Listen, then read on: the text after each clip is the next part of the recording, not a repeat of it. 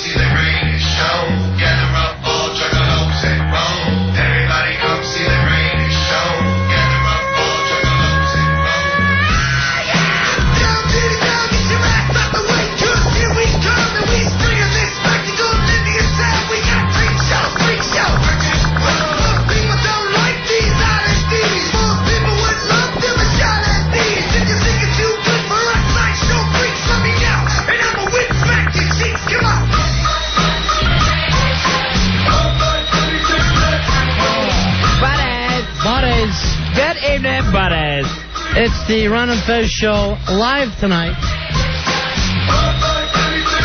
And the Where Are They Next file. It's Ron and Fez constantly jumping back and forth between middays and nights now. Tonight we'll be live at nights. Tomorrow afternoon we'll be live on middays. So there's tonight's programming note. Live tonight, right now live, tomorrow live midday. 10 a.m. 877-692-1027. Friday, we did midday so we could go out Friday night with the boss to the fabulous Morton's restaurant for some steaks. Fez WNEW. Yes, Ron. You are the champ. The champ. Well, Fez WNEW sits down and has a dinner that literally brought waiters, cooks, came out to take a look at them. Other patrons? The maitre d' came over. All were impressed. I'm not making this up at all. Fez WNEW sits down and eats the Morton's Double Porterhouse. 48 ounces of steak.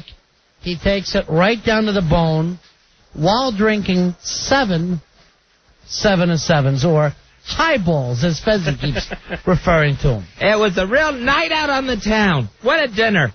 It literally was like, you know how your whole life you've always wanted to eat with Jackie Gleason or Babe Ruth, Toot Shore, Minnesota Fats. One of these real bigger-than-life guys who's just swallowing up the room.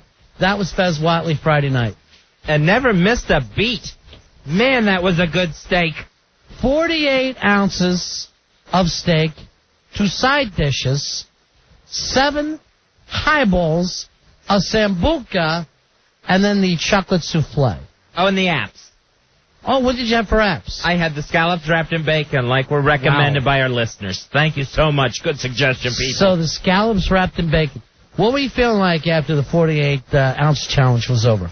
Very excited about that. You know, just never gave up hope. Yeah, sure. You know, what I did was I went ahead and had the filet part of that first.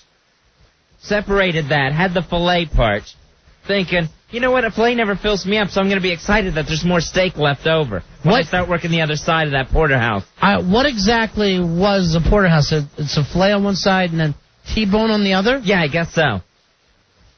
So then, so excited, I had to have the chocolate souffle cake for dessert. Sure.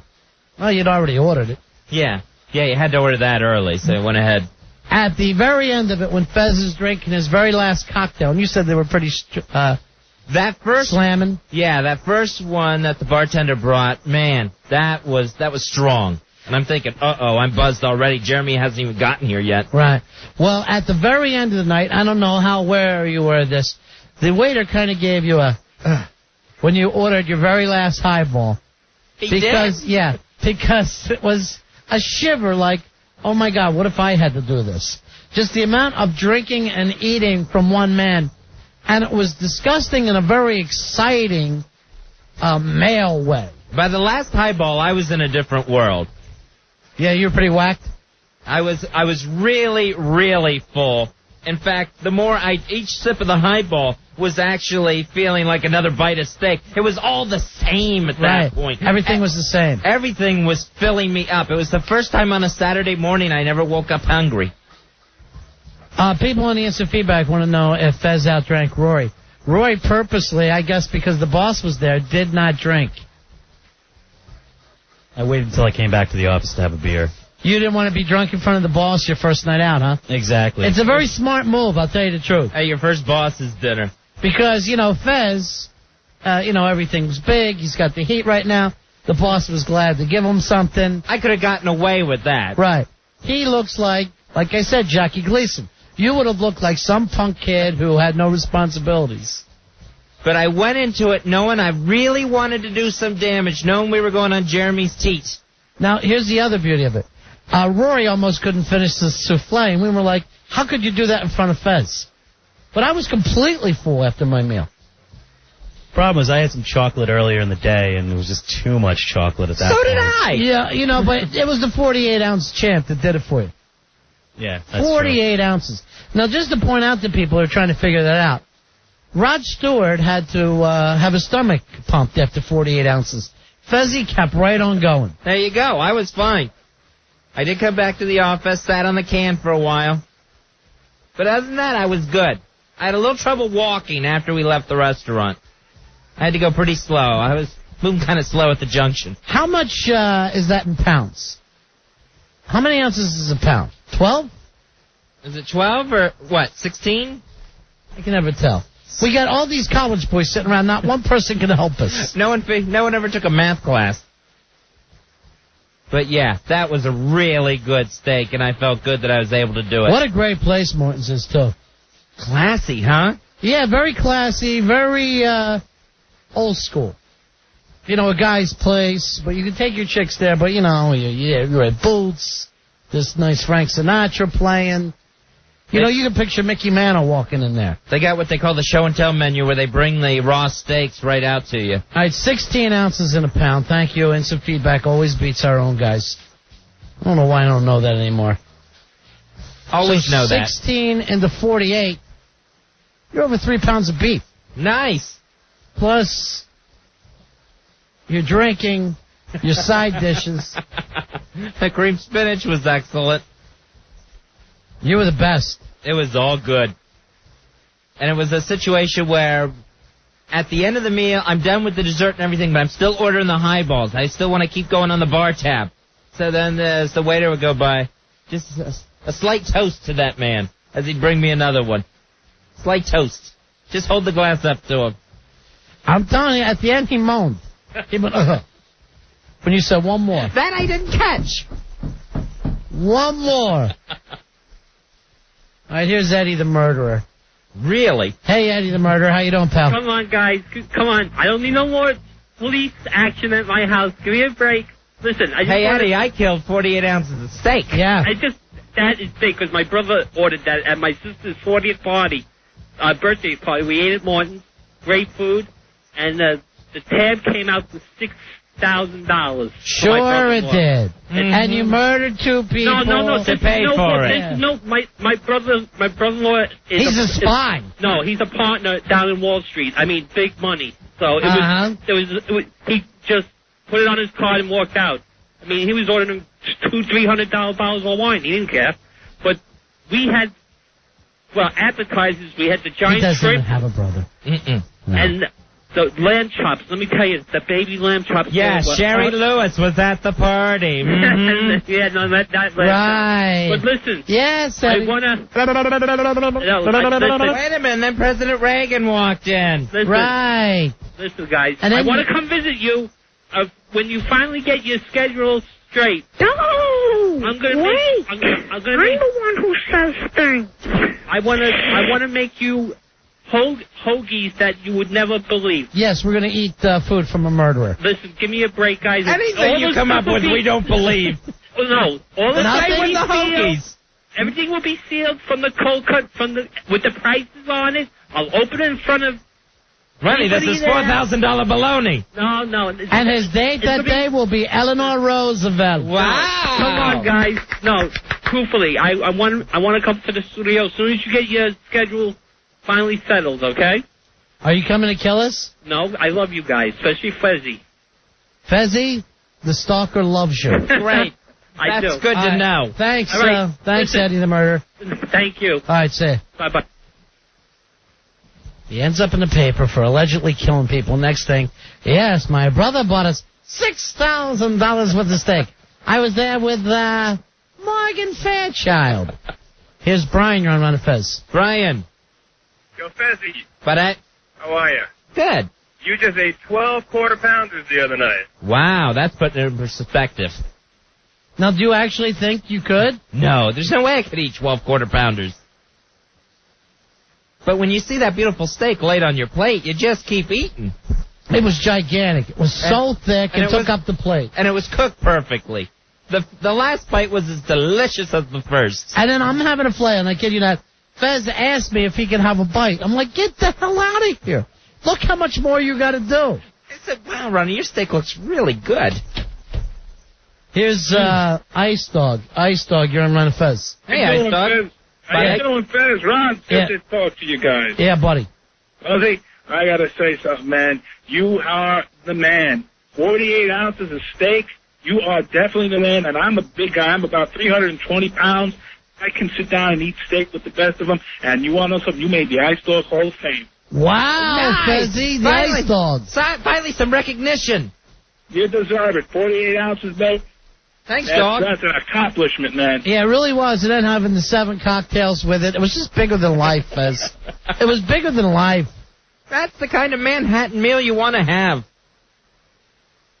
Here's Don. Don, you're on Run of Fez. Hey, Don.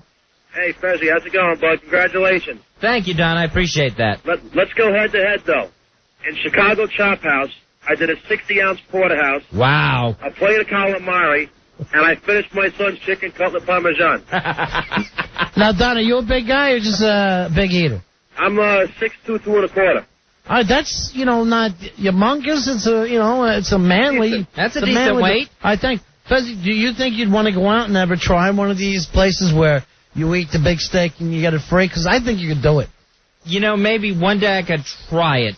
Here's the I deal. really got to be in the right frame of mind for this thing. And you didn't train for this. No. This was just you coming in off the bench, no stretching, nothing, and you have a 40-point game. But I just knew it was all attitude because I knew Jeremy was going to take us to dinner, Yeah. and I wanted to do this to Jeremy Jeremy in the was worst way. Jeremy was appalled, as we all were. But, Jeremy comes from a whole different world. It's, he doesn't see that as being a big accomplishment. He's from England, where they really don't even have food. At one point, he talked about going drink for drink with me. Right. He made it through the top of a screwdriver. The orange juice part. I kid you At not. one point, he asked the waiter to scrape some of that vodka off the top. Then they gave him a little port wine thing when you had your Sambuca. He couldn't finish that. I'm wondering, why is Jeremy the boss instead of Fez? Fez can obviously eat and drink more. Eat and drag him under the table. But you're right, that whole British thing, that'll get to you. Oh, yeah. They don't even know what food is. You're not going to be able to compete. Kevin, you're on Run of Fez. Hey, guys, what's up? Listen, Hey, buddy. I don't know if you guys think you can handle it, but there's a restaurant out in Long Island that offers a 72-ouncer for free, if you can handle it within an hour. Now, an hour. Yeah, see, I don't want to sit there and act like my man is an animal. See, He's not. I actually, sat there and I enjoyed that Right. 48 ounces, And we- every bite of it. Yeah, and we talked, and we had fun, and you were funny, and you were interesting. Thank you. You were meeting people. People were coming over, waiters were going, way to go. And we didn't know it was such a big accomplishment. I had no idea. I just thought it was the large steak. Like getting the large fries or something. Bruce, you're on Run of Fez. Hey, Bruce. What's up, buddy? Big ass card holder 72327. Hooah, hooah! Yo, man, Jeremy wanted to take you guys out to dinner, but it sounds like Fezzy took him to the bank. Yeah, he really did. That was my whole plan. See ya! Thanks for the call, Bruce. Especially after it looks like we got burnt. Well, we're not getting our Dells, right, Rory?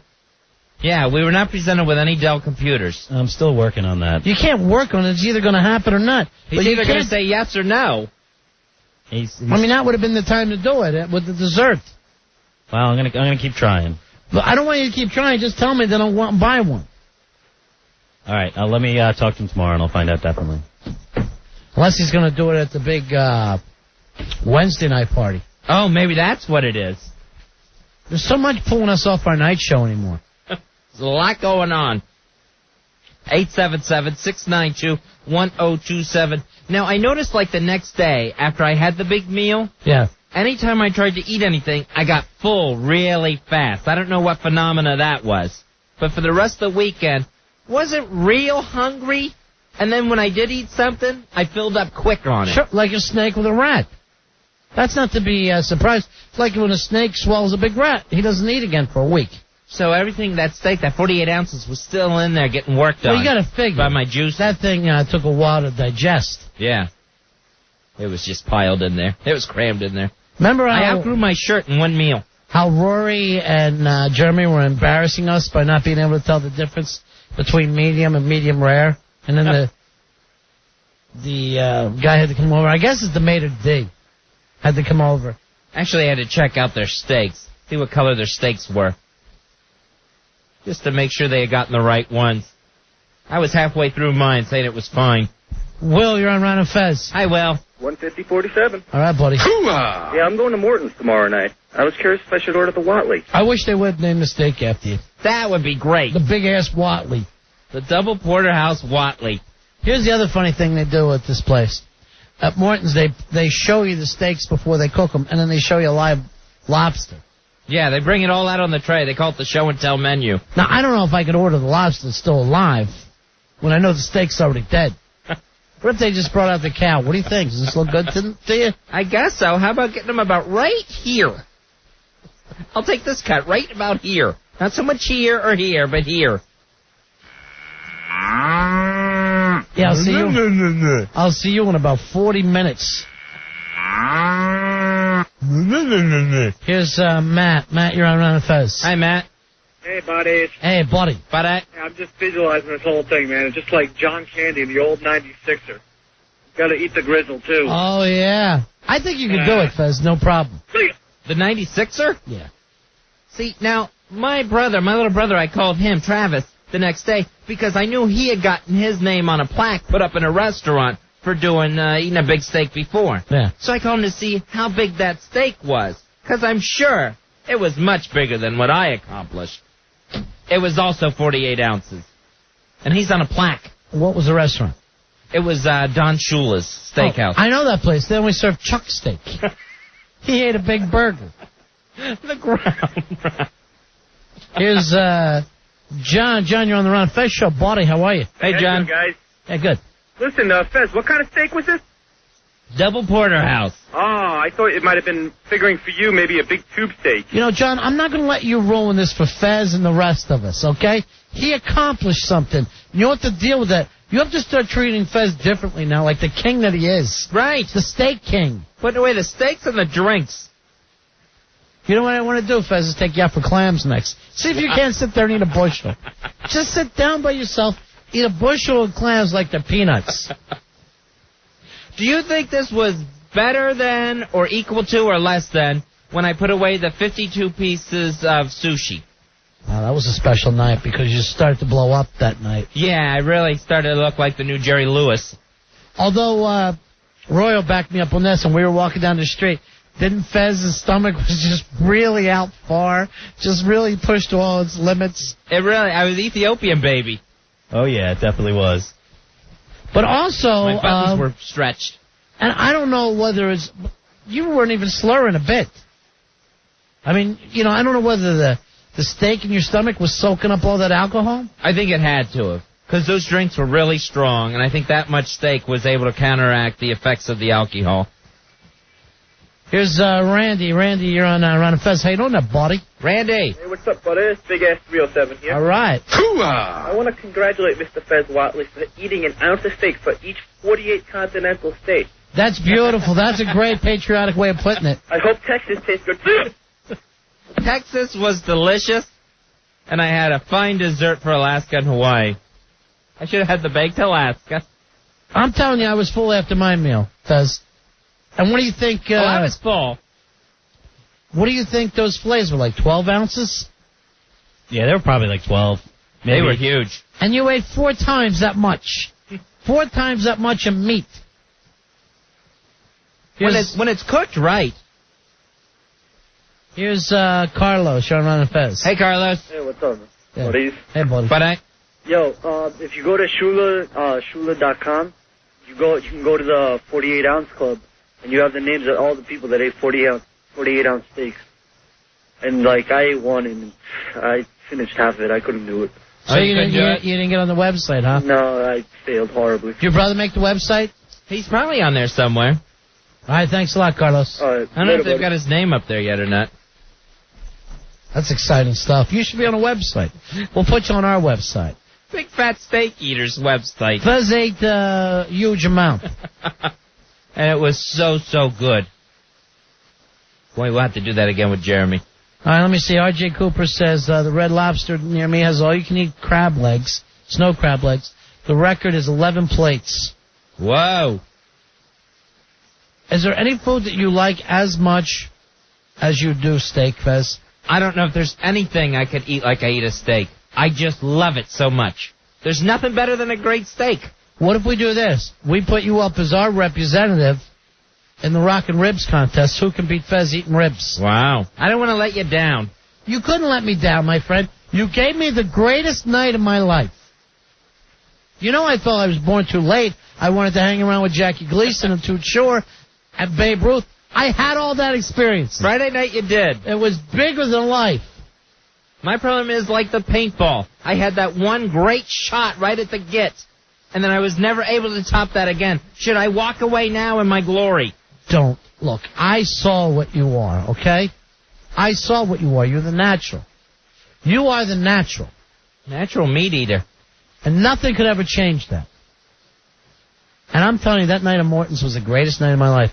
Seeing Fez sitting in front of 48 ounces of meat, and he just stares it down. And I see the fork hitting and the knife. It was all just one move. And you could just see it pick up a little spark off the plate because he was moving.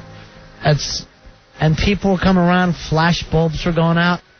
And the classiest thing I think Fez did was take his napkin and had it stuck down his shirt. And that's when you know someone's seriously eating. I didn't want to lose one drop of the delicious juice. And slamming drinks the whole time. Telling stories. He's holding court. Fez, you were bigger than life. And I think you could be that any day you want it. And now finally I'm starving again. 3 days later. Finally starving again. Here's Jim. Jim, you're on Run of Fez. Hey, Jim. Yeah, listen, guys, my son was born premature. He was actually 46 ounces. So, Fez, you ate more than my son weighed. I could have eaten your kid. You could eat a baby.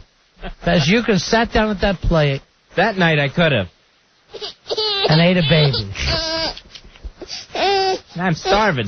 Don't worry. Fez is not going to eat you. We're not going to let Fez eat you. I just eat steaks, baby.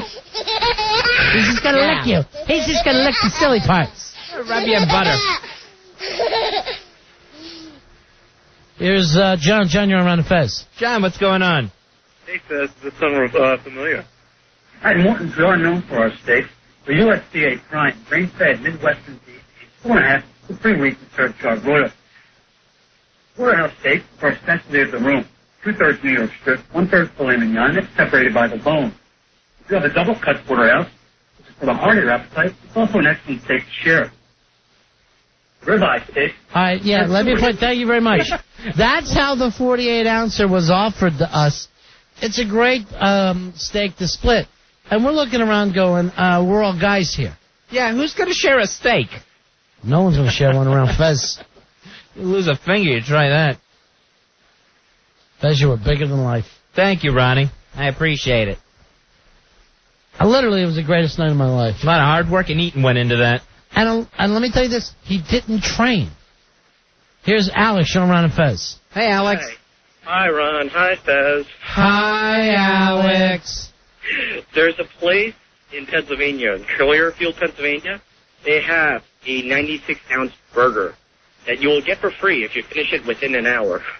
Boy, what's the bun look like? It's huge. I saw this on TV. It's like bigger than pizza pie. Who wants 96-ounce burgers? It's bigger than a pizza pie. What a crazy thing to sit there and try to eat. You sat down and ate a large pizza by yourself before, haven't you? Yeah, I've done that. Yeah. Then some chocolate ice cream. Because you're the best. Yeah, what happened was I got nervous. We did the midday show on Friday, and then after that, I was having a couple beers in the office, and Billy was hungry, and I knew he wasn't going to the dinner. So he wasn't invited. So he got out those Rocky Road brownies, and I had 1.5 of those before our big dinner, and those things were thick. Well, you don't have to sit there and try to make it even bigger. What you did was enough.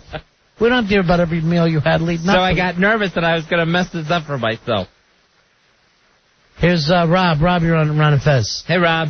Buddies. Hey, buddy. Hey, did you guys ever see the Hitchhiker's Guide to the Galaxy? No, I'm straight. Okay. In that case, I'll tell you about it. There was a great scene, anybody who's seen it knows it, where they're at the restaurant at the end of the universe, and the cow comes up and introduces itself to you, and it tells you which parts of it are the best to eat. Famous scene. All right, thanks a lot. Sounds great. I probably never watched it. They should be playing that on Morton's. You know, let's not take off what has happened here. Fez has done something extraordinary.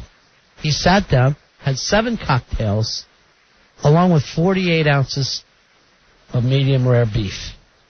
I'm just worried that if I had actually known what I was doing, that I wouldn't have been able to pull it off. Would you stop playing yourself down, Fez? You're a hero. You're No. You're a hero at a time when this nation needs heroes.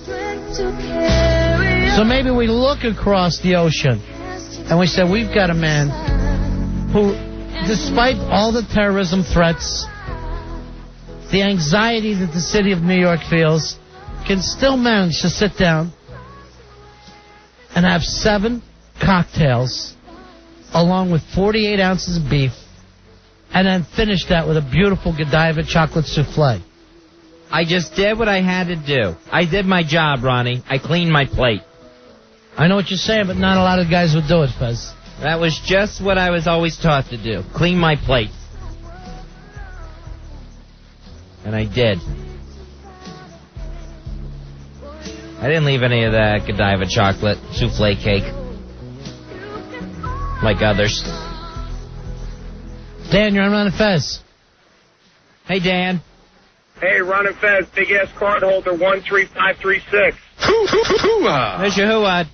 Yeah, let me tell you something, Fezzy. Monstrous job. That's epic. Yeah, it really was What you great. did. Now, my question, do you have anything else with the steak? Any potato, anything? Yes, he did. He had potatoes and cream spinach. Wow. And We the will- appetizer.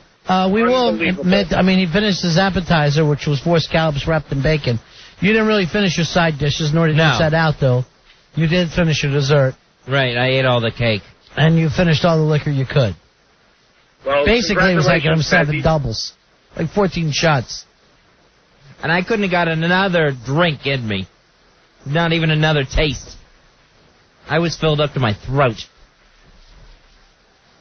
Here's Andrew. Andrew, you're on Ron and Fez. Andrew. Hey, buddies. Hey, buddy. But Fezzy, you realize you ate more food than the whole cast of Survivor? that's good to know. Yeah. I don't even understand it. You mean the whole time they're on the island or I wherever? don't think he knows. He's just trying to compare things. Nick, you're on Ron and Fez. Hey, Nick. How you doing? Yeah. But Fez, good job, but man, I'm worried about you. What's the worry about? why? You're gonna eat yourself all this meat to death. Remember that Simpsons episode where Homer went up against Red the Trucker and he died winning the competition? Oh, yeah. Dude, you're gonna end up the same way. Who's gonna entertain me?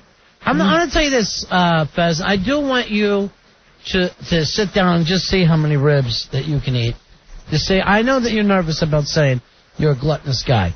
Right. But you don't have to win these things all the time. You just have to show. You know, it's like a nice like when you go out golfing with a celebrity, it doesn't matter who wins, you're having fun.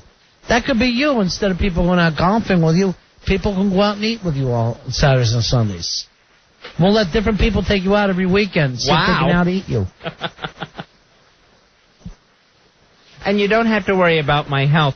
I'm on cholesterol medicine. Sure he is. So that's all taken care of. Maybe you can go That's out all good. to the next pool party with Martian. Although, Fez, they wouldn't let you swim for after 6 weeks. I know. I'd have to just sit there on my towel. Heel. Let's get Martian on the line here. I want to find out how the big gig went. Okay. Martian, of course, last week named our official representative from the RonFez.net message board. She's basically the spokesperson. She's spokesperson. She's kind of their cruise director, that's for sure. Sure. So we'll talk to her. She's official spokesmodel, I guess we'd have to say. Hey, Don has a steak-related question for you. Don, you're on Ron and Fez, buddy. Hey, Don. Hey, Fez, how you guys doing? We're cool. Where's my question? Fezzy, you started out, it was all hot and warm, right? Yes. Your steak. By the time you got to the end of the meat, wasn't it cold? You know what? It really wasn't, because I told Ronnie this. My first couple bites, I went at that steak, and I told Ronnie this during the meal. I go, wow, that thing's so hot I burned my mouth on it.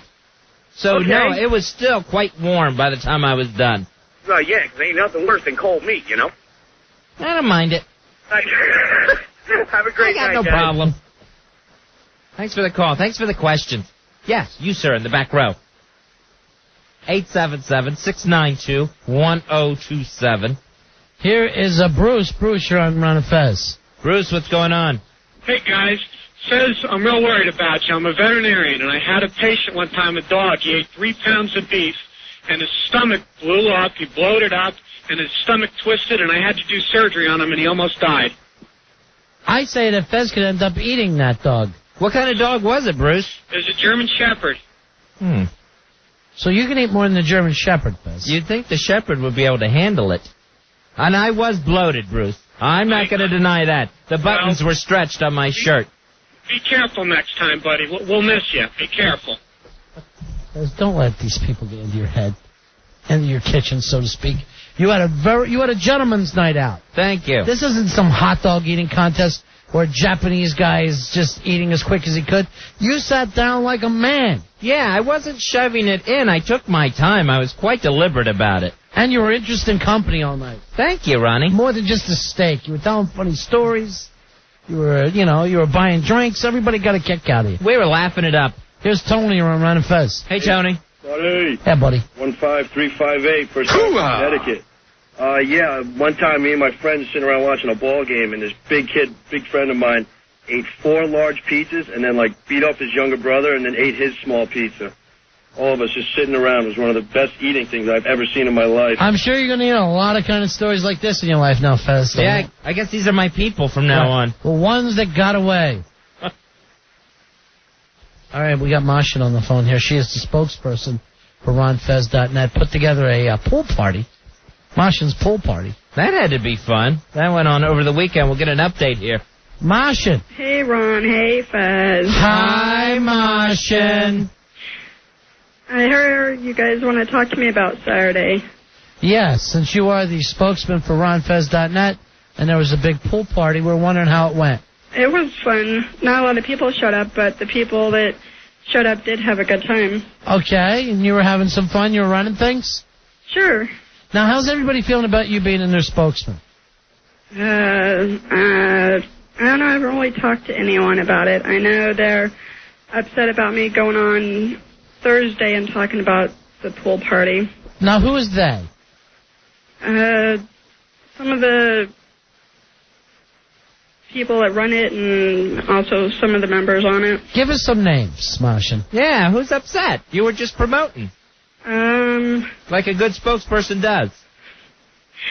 Let's see. Just John started a thread and said I did something wrong by coming on and promoting it. And what was wrong about promoting it? You're just letting all the members know.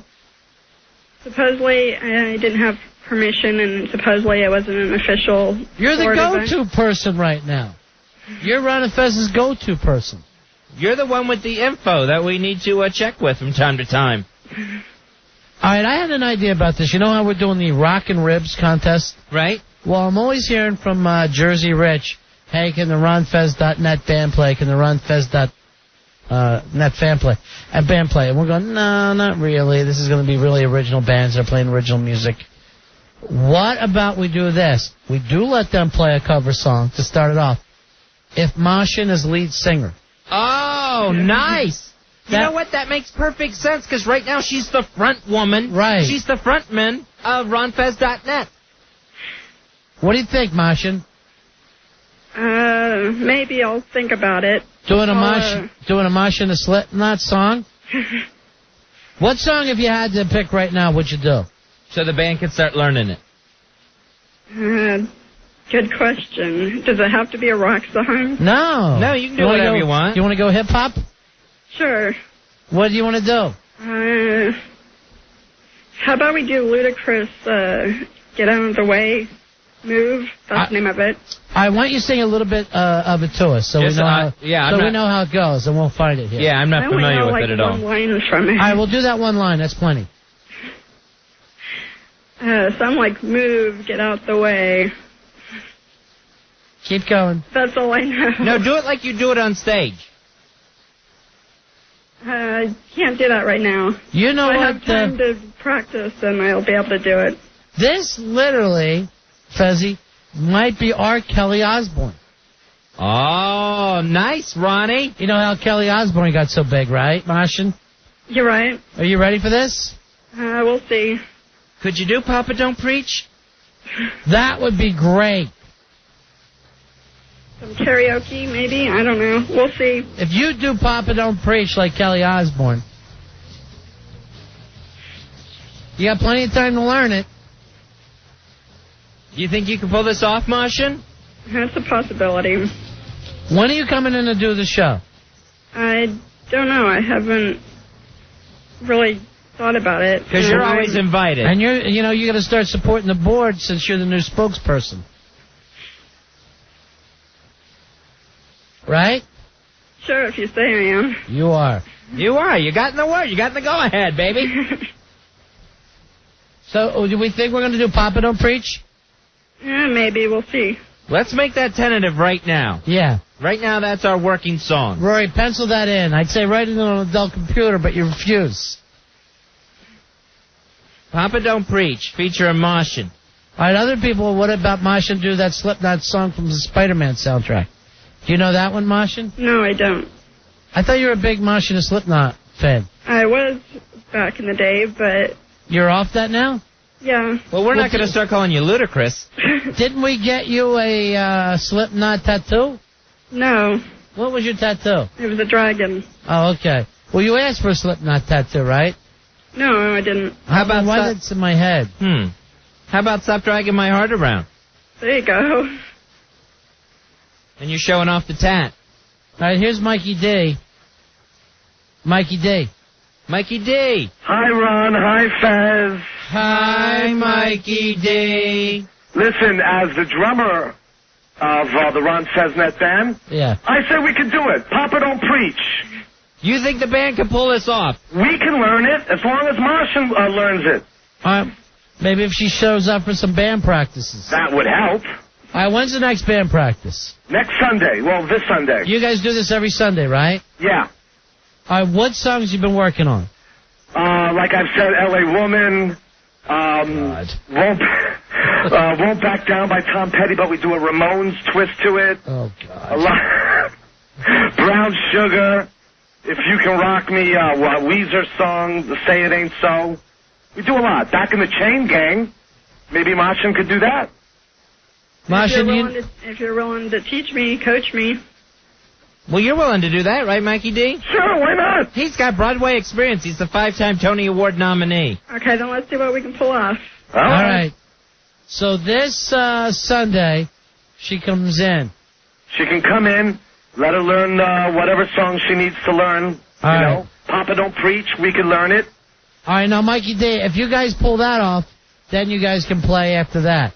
Okay? You got it. But you have to have the opening song with Martian. You got it. That's the only condition. You got it, baby. All right. Mosh and Mikey D sounds very excited about this. How about you? We can do it.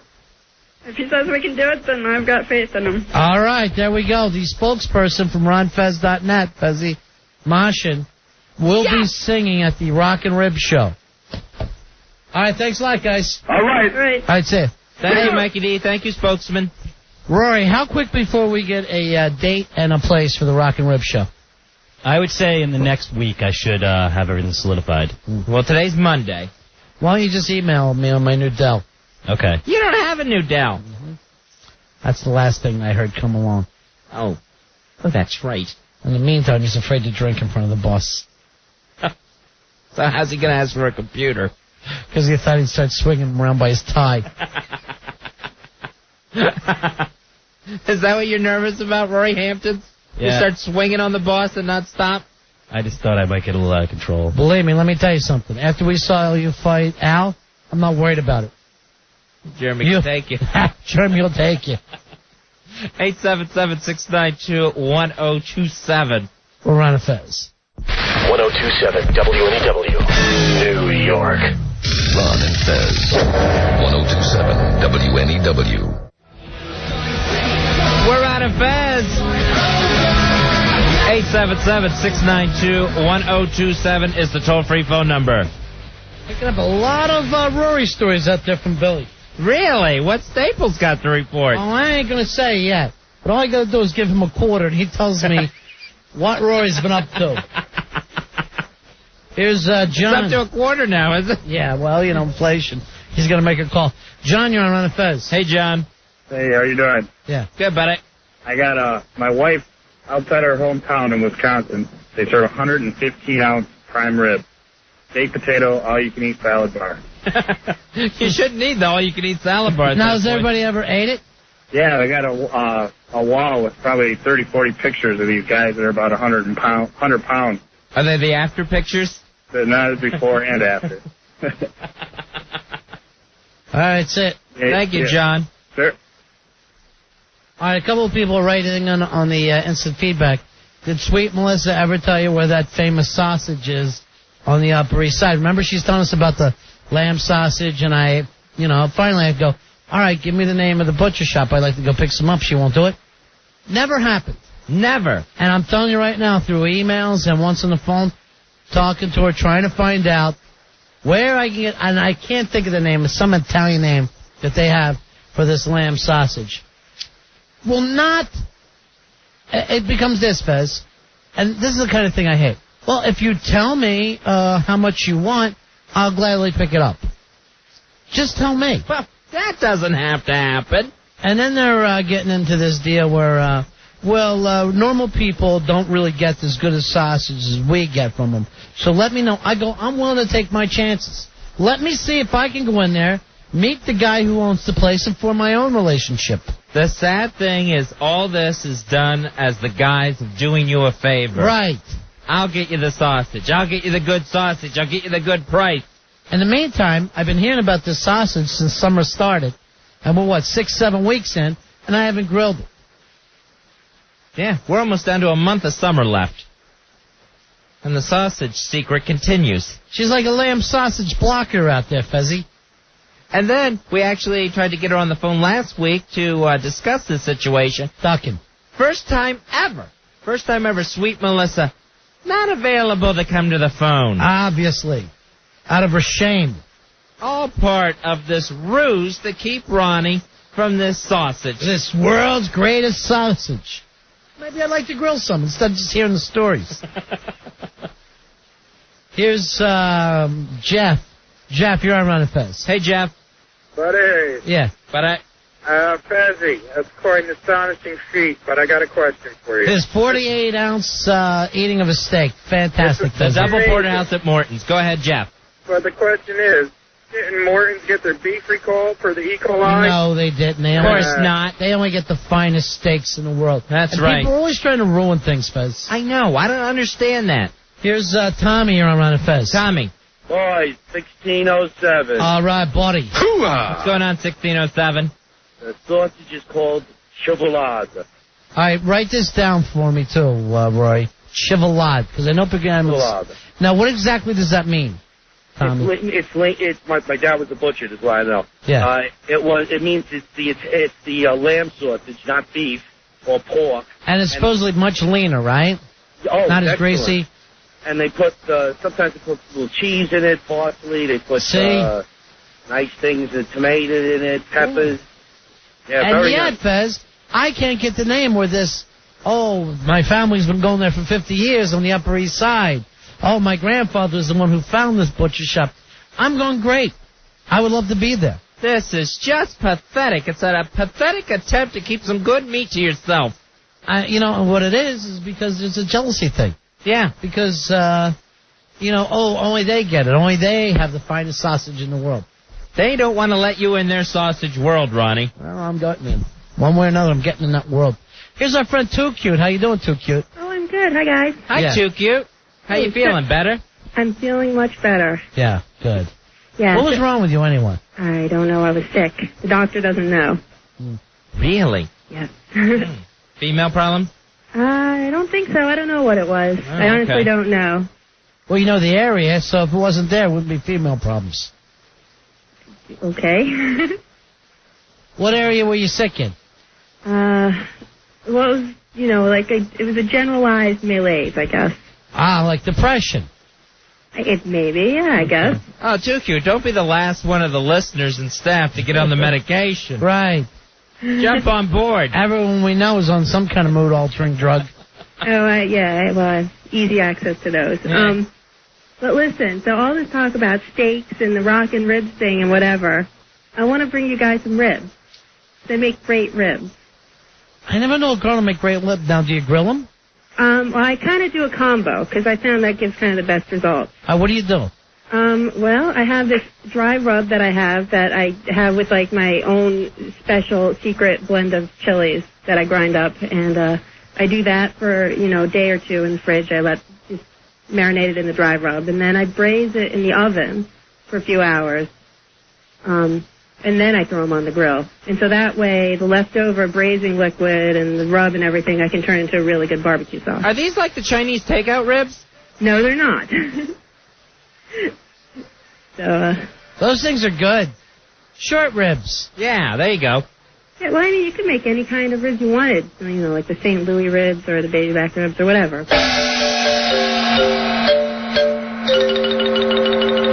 I think this sounds great. Yeah, so... I love Chinese ribs. Well, I wouldn't know about the Chinese ones. I'm Japanese anyway, so... That's great. Oh, okay. And there's some kind of a difference, right? Yeah, there's water there in is. between That's the what two? I hear. See, I never could tell. So... All right, so this is more like a sushi rib. Oh, nice. Sushi roll. Yeah, Rib like roll. the raw pork is always good for you, so... Now, do you pick them up, or we gotta eat them with sticks? Works better if you pick them up. You gonna bring them in those little cartons? Do you want little cartons? I'll bring them in little cartons. That'd be great. I don't know how they're served. How about just with a napkin and lots of sauce? Okay. Yeah. I'll put you on with Rory, okay? Okay. All right. Hold on, honey. Man, Chinese ribs, Fizz. That'll be great. Did you hear that dog barking in the background? Oh, God. Oh. Make sure you eat dog ribs. Yeah. Make sure that isn't where the rib meat's coming from. Do not get us dog ribs. Again. 877-692-1027. Rich, you're on Ron and Fez. Hey, guys. What's happening, buddies? Yeah. Big Ass 9800. All right, my friend. You got Too Cute still around? Yeah, hold on. Take your thumb off there, Rory. We want to talk to Too Cute. Take your big thumb off the line. All right. Hang on, Rich. I'm here, baby. Too Cute. Rich called to talk to you. Okay. Hey, Yeah. Too Cute. Yes? How do I get in on some of this dry rub? Dry rub? Is that what you called it? No, she's not going to give you a dry rub. That's what she said. No, not like She's that. going for a day and a half of dry rub. No. A day and a half of dry rub. Who could beat that? Dude, I could tell you how to do your own dry rub, but I'm Well, we certainly all- not doing it for you. Yeah, we all know how to do a That dry comes rub. with the territory, girl. Yeah. All right. Let's talk about his prank. Oh, there's our ribs barking again. What's that barking? It's my dog. It better not be the menu. Well, I guess you'll just have to eat and see. If these ribs come with a collar on them. All right, hold on, Too Cute. Okay. All right. Finish talking to her now, Rory. Joe, you're on Ron and Fez. Hey, Joe. You!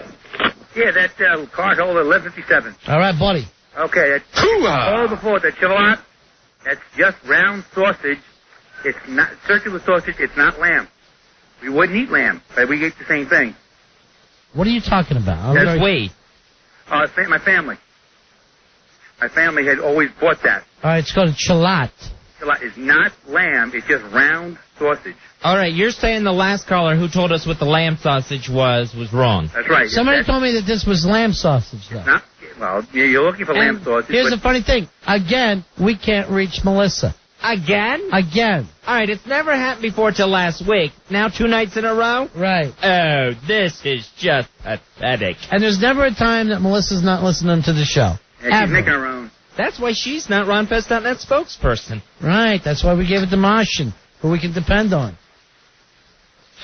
Now I'm going to just have a protein bar. All right, Joe. Instead of lamb sausage. That ain't right. That my partner has to just have protein bars. Now it's chilats. Chilats, all right? Write that down. Paul, you're on Fez. I don't know what you do with all this stuff, but keep writing. Hi, Paul. How you doing? Yeah, I was on your show about a year ago. That's great. When you guys had the Rocky Horror Show people on there. Happy anniversary. Yeah. Anyways, there's a butcher shop from where I live called the Pork Store in Hasbrook Heights, New Jersey. They sell any kind of sausage you want. Lamb sausage, pork sausage with I understand. cheese in it, everything. Here's the thing. I understand this, but I'm hearing about this place on the Upper East Side that's supposed to be so fantastic, and for some reason, it's not for me. You know what I'm saying, Fezzy? Right. It's not for me. It's for special people. Ronnie could go out and find lamb sausage. Right, that's not the deal. That's not the trick to the whole thing. But the thing is, he's being kept from this gourmet because people are being greedy and jealous about it. Suddenly, this is Studio 54, and I'm the fat, ugly girl. There's got to be You're not. You're not the fat, ugly girl. You're not. I don't want to hear you talk like that. There's got to be other people besides Sweet Melissa that goes to this store. I mean, I'm sure people know what you're talking about. It's the whole principle of the thing. People should be able to not want to keep these good things to themselves. Right. I agree with you. You're right. That's about it, guys. I figured. All right. Here. Happy anniversary. Welcome back to the show. Put on some panties and some high heels. Time is 877-692-1027 is our toll-free phone number. But listen close. What you got, Roy Hampton? I have the ingredients on how to make a lamb sausage. All right, I want you to understand something. I don't want any lamb sausage.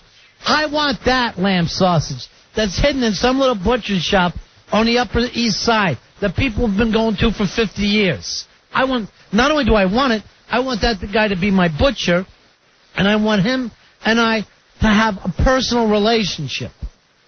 That's how far it's gotten now. Okay. It's just I don't want any old lamb sausage. Ronnie and I could go out and kill a lamb right now. There's no problem with that. And start grinding it. Well, grinding the meat, not actually grinding on it. Don't help me. I got your back, Ronnie. See, that doesn't even sound good. I got it. No, that sounds gay. Don't worry about it. Let them think what they want to think. We don't care. We're practically married. We're not, and I do care what they think. And what I'd like... We don't care. Write what you want. Matt, you're on Ron and Fez. Hello, Matt. Hi, Ron. Hi, Fez. Hi, Matt. My Aunt Betty in New Jersey, she got rated the best sausage in the state, and I want to know if I could send you any of it.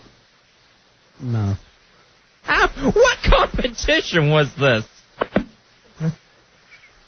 Left with his feelings, sir. It's the best sausage in the whole damn state of Arkansas.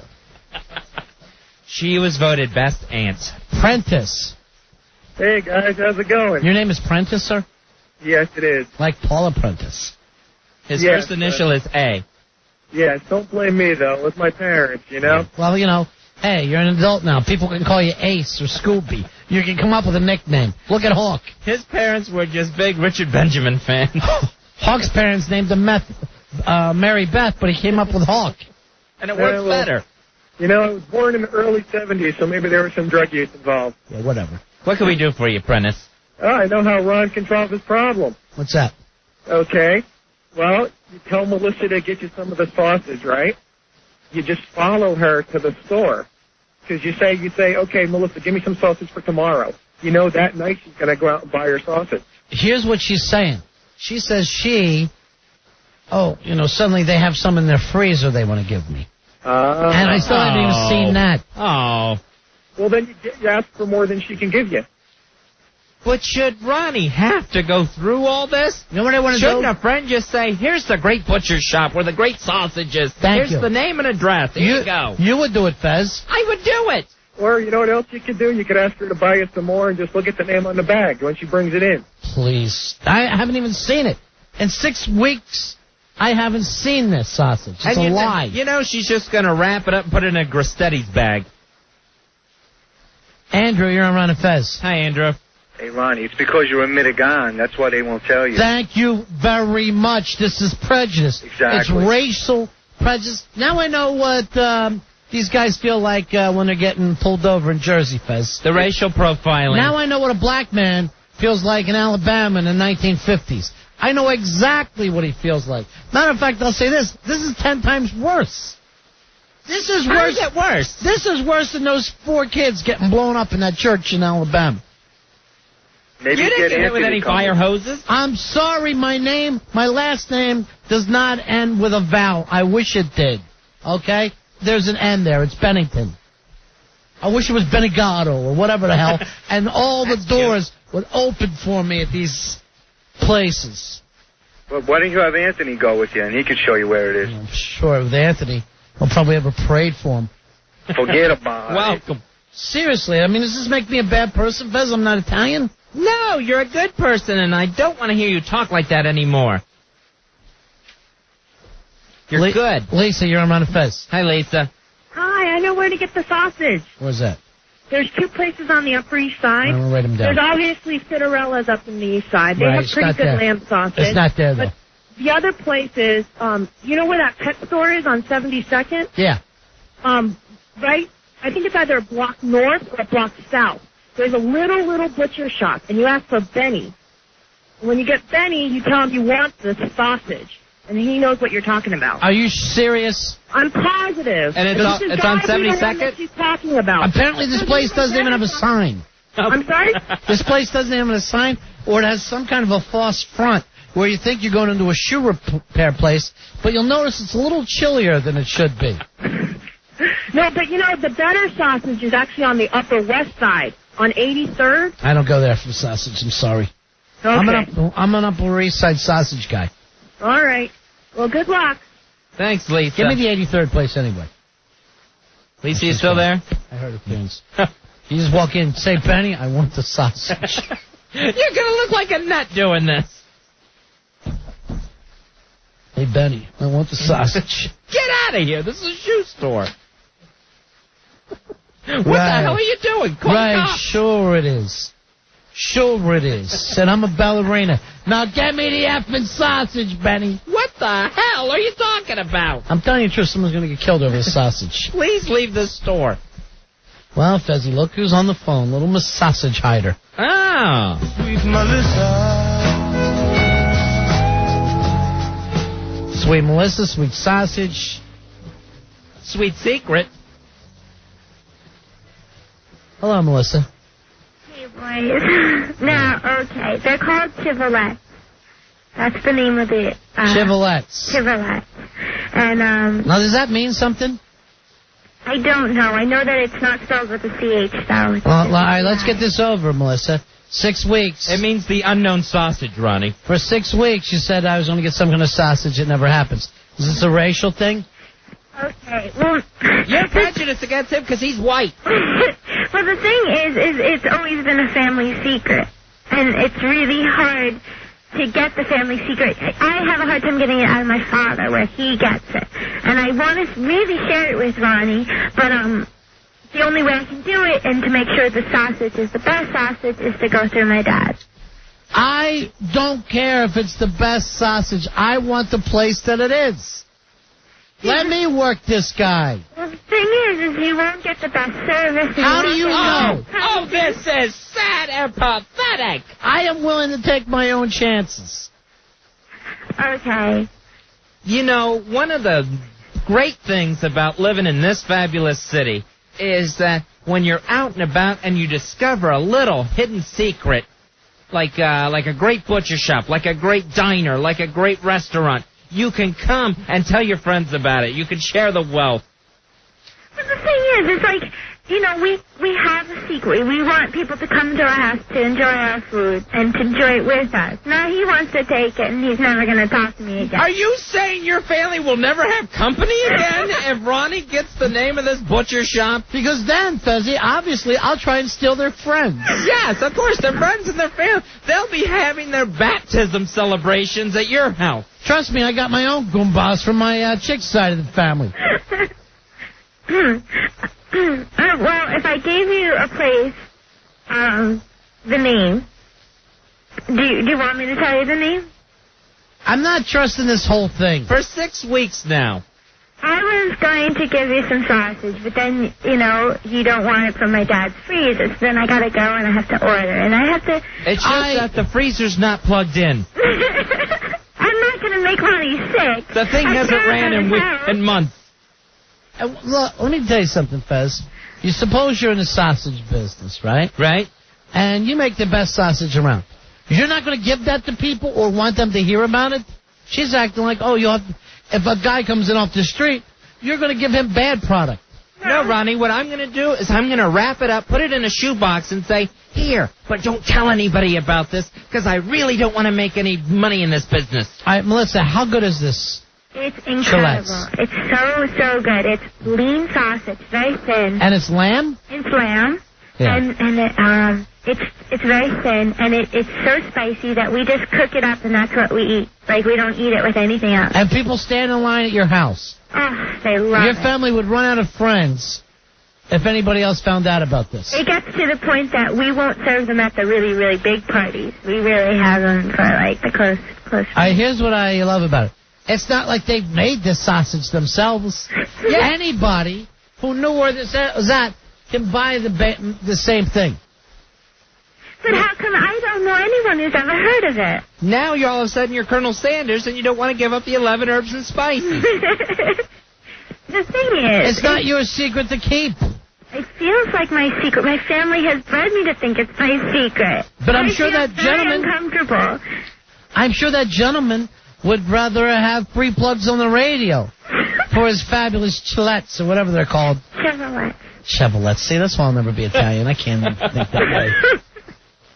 See, we weren't even sure if we were saying it right, because we only knew the place through my grandfather until he passed away, and then we had to... All right, so how many years has this been going on? Oh, boy. Since the 50s. And this butcher shop only has one customer. Your family. I'm sure Dominic was not his only customer. Oh, I got the name Dominic. Dominic is my grandpa. Uh-huh. And who did he get it from? First name only, please. I don't know. That I don't know. But, you know, he used to deliver the ice on the Upper East Side, so he just... Here we go. Now it's the sidewalks of New York. Something you and I can't understand. It's the sidewalks of New York. Will never be included, ever. Right, yeah. Well, I'm sorry. I mean, you are part of New York, so you know what? I'll tell you. It's, All right. You know what? Hold on. You can tell me off the air, all right? Okay. Hold on. It's a lie. It's been going on for 6 weeks. This is just sad and awful and pathetic. It is. Here's Ben. You're on Round of Fez. Hey, Ben. What can we do for you?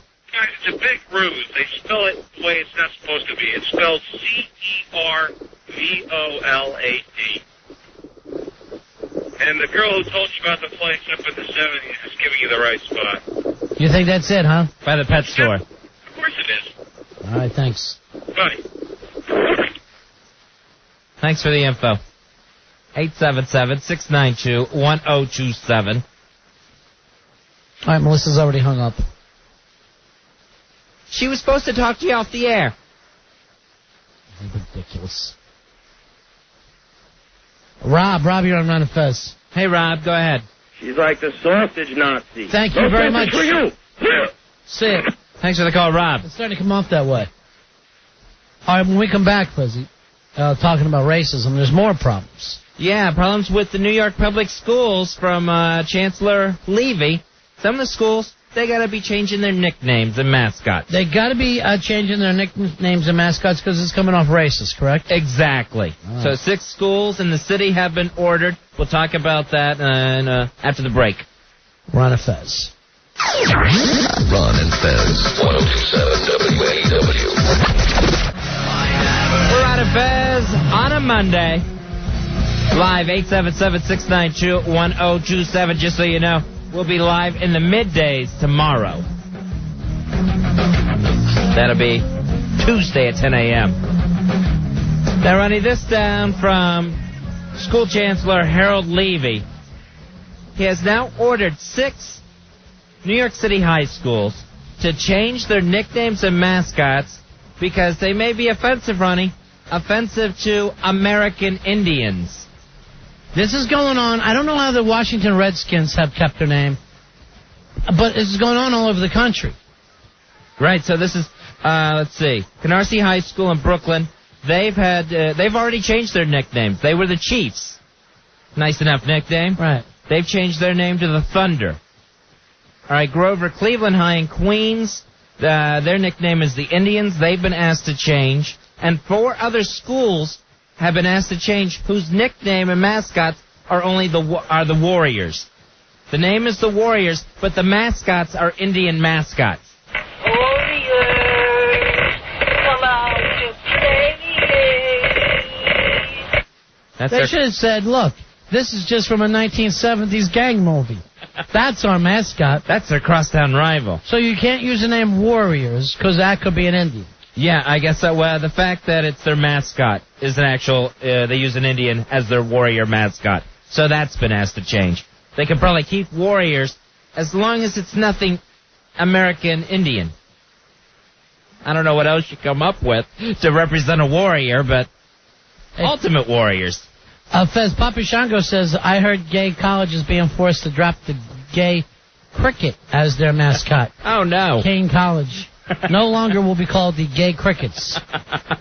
877-692-1027. Now, this is just going on everywhere. It's also coming down from the Education Commissioner of New York, from the state. Richard Mills, he's talking about a Long Island high school that's refusing to change their nickname. What school is that? They're the Sewanaka Indians. Sewanaka High School Indians in Elmont. So because it's Sewanaka, and that was an Indian tribe, they're just calling themselves the Indians. They're saying their whole town is Indian. The name of the town is Indian. They can be the Indians. So they're telling the state education commissioner, Richard Mills, no, we're not changing. They got to change. Everybody's going to end up changing. You're not going to be able to beat this, Fez. Yeah, eventually it's going to catch up with everyone. I think the tribes, the Indian tribes, were saying, what if there was a school called the Mau-Maus? You don't think people would get mad about this? This is what you're doing to us. Here's Ira. Ira, you're on the Ron and Fez show. Hey, Ira. How you doing, guys? 11-2-94 checking in. Hooah! Hooah! It all started back when the St. John's Redmen switched their name over to the Red Storm. Right. I think the Redmen was probably the first, wasn't it, Fez? Makes sense. Very sense. early on. And it just opened up the floodgates. Yeah, well, you know, it's not going to stop either. Well, it goes through every professional team in every Major League Baseball, the NFL. What are they all going to change their names to? They're all going to have to do it, yeah. They're going to be like that school that changed their name to the Thunder. Why not just change your name to the Firewater Drinkers, and then when they get mad, go, no. That's probably a name that's going to have to be changed. The Can't Hold Their Liquors. We're playing the Can't Hold Their Liquors. Yeah, we're at the no-tax cigarettes are coming into town next week. No. Yeah, how about just the casino owners? Casino owners would be actually a very classy name. Sewanaka High School casino owners and operators. How about the Custard Killers? Everybody's just, we're playing the Custard Killers, and when the Indians get mad, no, not you. Somebody else will probably kill the Custard. Yeah, Custard. We'll leave it at that. How about the Scalpers? You got a problem with the name Scalpers? And then, you know, the mascot could just be a guy holding a pair of tickets. Who's got tickets? Who needs tickets? How about Baby Stealers? That Baby Steelers. No. Baby Steelers would probably get away with. What about just calling the team the Tatankas? Nice. Very famous WWF superstar. I think it means Buffalo. How about land losers? Because they lost their land? Yeah. How about the sold Manhattan for $26? Idiots. That's going to be hard to write on the jerseys, but okay. I'm open to anything at this point. We got to find out what's acceptable and what's not. So far we find out Indians, not acceptable. Chiefs, not acceptable. How about pink skins? Well, you're not so much red. It's light pink. There you go. Or just the scarlet epidermals. Here's Rich. Oops. Rich, we got you there, buddy. How are you? Hey, Rich, what's going on, buddy? Hey, guys, 4563. All right. Hoo-ah! How about the really, really good, not afraid of heights and good on the high steel guys? That would be good. Not afraid of heighters. Here's Ron, has a variation. Ron, you're on Ron and Fez. Ron. Hey, what's up, buddy? Yeah, buddy. Hey, how about the drunken iron workers who don't pay federal income tax? Hoo-ah! I would cheer for that team. Yes. I would show up at the games. Here is Jack. Jack, you're on Ron and Fez, buddy. Hey, Jack. 2862. Hoo-ah! There's your hoo-ah. Two things. How can the Atlanta Braves still do that racist chant? It is a racist chant. No doubt about At it. least the Redskins aren't like rubbing it into people's faces. But what if they change the name of Malvern High School to the Spear Chuckers? Anyone be offended? White people are so scared of black people. Somebody wouldn't. It wouldn't be the Indians. Yeah, and they're better organized than the Indians. All right, ADF on the instant feedback says, how about we change the name to the guys who can't take a little chicken pox? How about first Thanksgiving dinner guests? Isn't that nice? No. See, that's a positive nice. thing. First Thanksgiving dinner guests. Will Hung says, what if we call them the barebacks? Because they won't use the saddle. Patrick says, what about we just call them the dot-headed Indians so they no longer can get mad? They're Indian. They're just a different kind of Indian. What about the Friends of Willie Nelson? There you go. Any of these, I think, would be suitable exceptions here. What are some of the high Substitutes. schools that have to switch? Sewanaka is one of them. They had to switch. Yeah. Let's see. Who else? Canarsie High School in Brooklyn. Grover Cleveland High in Queens. Why don't they be the Grover Cleveland never once beat John Wayne guys? How about the never thought of the wheel guys? The Grover Cleveland Western Extras. It seems to work. Here's Jay. Jay, you're on Run and Fez. Hey, Jay. What's up, buddy? Hey, buddy. Buddy. You got card holder 1332. Hoo-ah! How about the Pilgrim Scalpers? Or maybe the Tontos? The Tontos would be nice. I don't know if they ever did scalp people one Pilgrim. Here's John, you're on Run and Fez. Hello, John. Hey guys, how you doing? Yeah. Good. How about the Hill Hiders? Because they used to hide in the hills a lot. Very nice. How about the Grover Cleveland High School marching, eat every part of the buffalo thing? Use every part of the buffalo because it's important. All the buffalo users. How about we call them just the guys who ride around the wagon train in a circle until we pick them off one at a time? John Bo, you're on Ron and Fez. Hey, John Bo.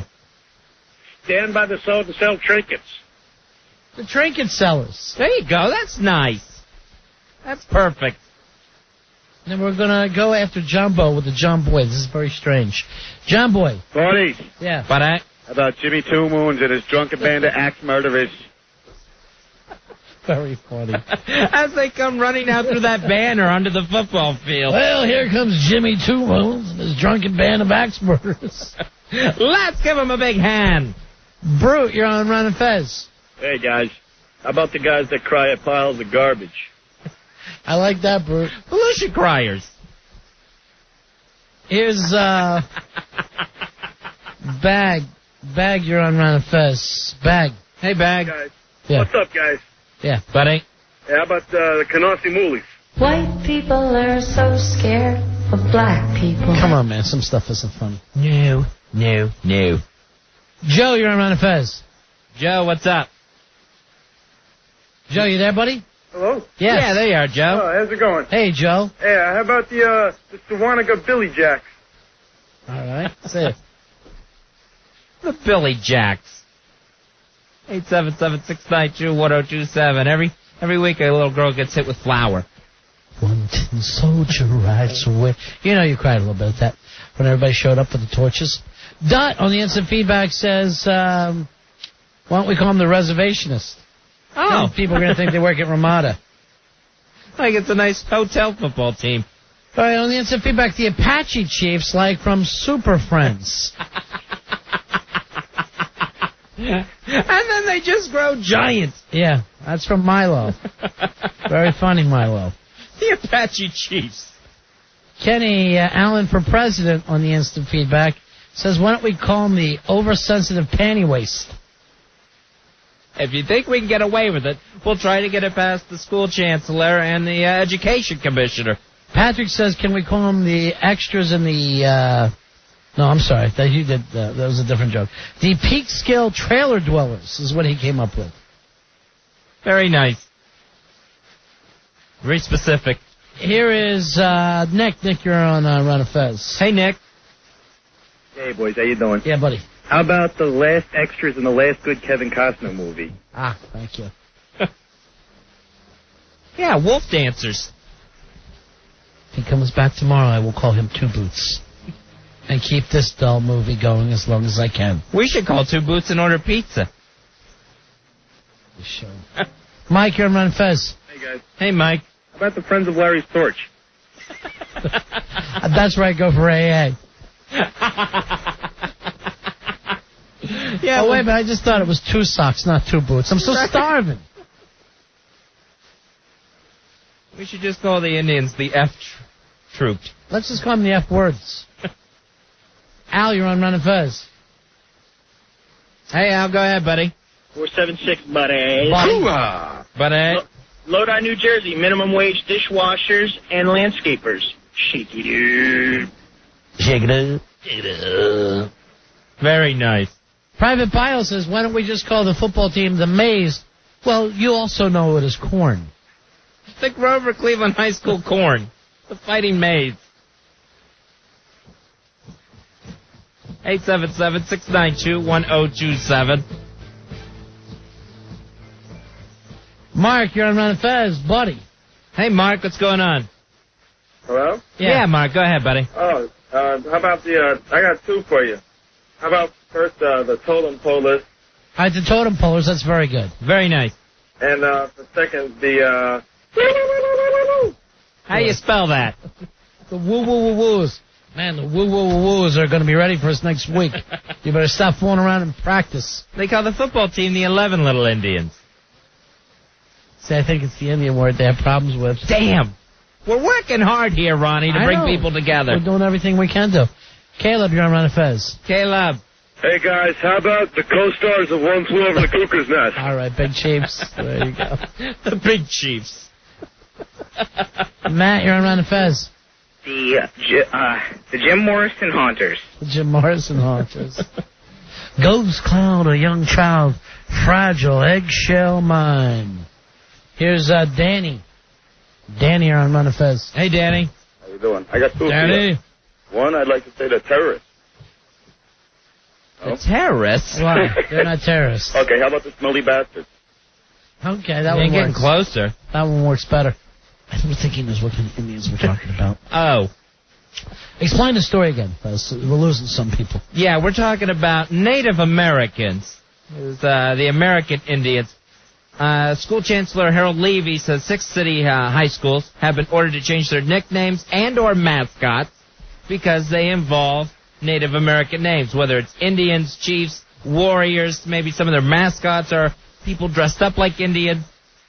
Right. And in Long Island, Sewanee, or whatever it's called, Sewanaka High School, they're telling Education Commissioner Richard Mills that no, they're going to keep their name, the Indians. They are not changing it up whatsoever.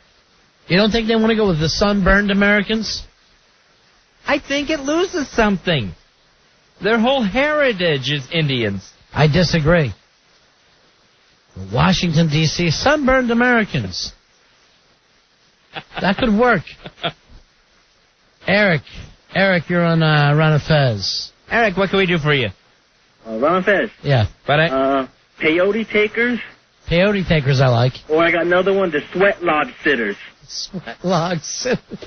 The sweat lodge sitters. Here's Bob. You're on the air there, Bobby. Bob, what can we do for you?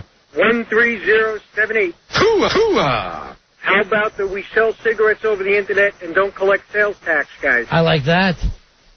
That could work. Burnt Trail wants to know if we can just use red folk. If you're not using the name Indian, right, you probably could say red folk. Just red folk. The Grover Cleveland red folk. Yeah, that works. The Sewanaka red folk. All right, Sheepy says, what about the wind talkers? Sorry, Sheepy, no. Actually, Sheepy, that comes across a little racist. Sheepy's a wind talker. What's his ass? Here's Tom. Tom, you're on Ron and Fez. Body. Tom, what can we do for you? 17704. Hoo-ah! How about the Me John Big Tree? I don't know about that. What does that even mean? It's good, though. Here's Bobby. How about the teepee tippers? That I like. Just living in tents. And tipping each other's teepees while you're sleeping. You know that must happen constantly. Is there a difference between a teepee and a wigwam? Yeah. All right, hold on. Roy says he knows. Oh, great. Yeah, wigwam is like more of a house. A teepee's just, you know. When did they have a house? It was more for the northeastern Indians. What houses do they have in the Northeast? I live in the Northeast. I don't see any old Indian houses. Are you saying it was just a bigger teepee, or was it an actual structure? The teepee was actually only really used by the Plains Indians. That ain't the Northeast. Right. But they used wigwams and long houses. Tell me what a long house? Yeah. I thought that was in Tahiti. No, they had these, it was like the Algonquin Indians. The only houses I ever saw for them is those adobe houses, which if you want to know the truth, that's a cave. Adobe. A little clay up front. Those are from the Pueblo Indians in the Southwest. Why do you know so much about Indians? I used to study Indians. I don't know why. I was a huge fan of Native Americans when I was younger. All right, so you're saying a wigwam is an Indian house. Yes, and not one wigwam is around here today. We've knocked them all down. Yeah, I mean, the only reason why we still have teepees is they don't still live in teepees, just, more for show. No, I'm saying, all right, look. It's casinos and hotels. You go around, you go around any state, they have their old houses.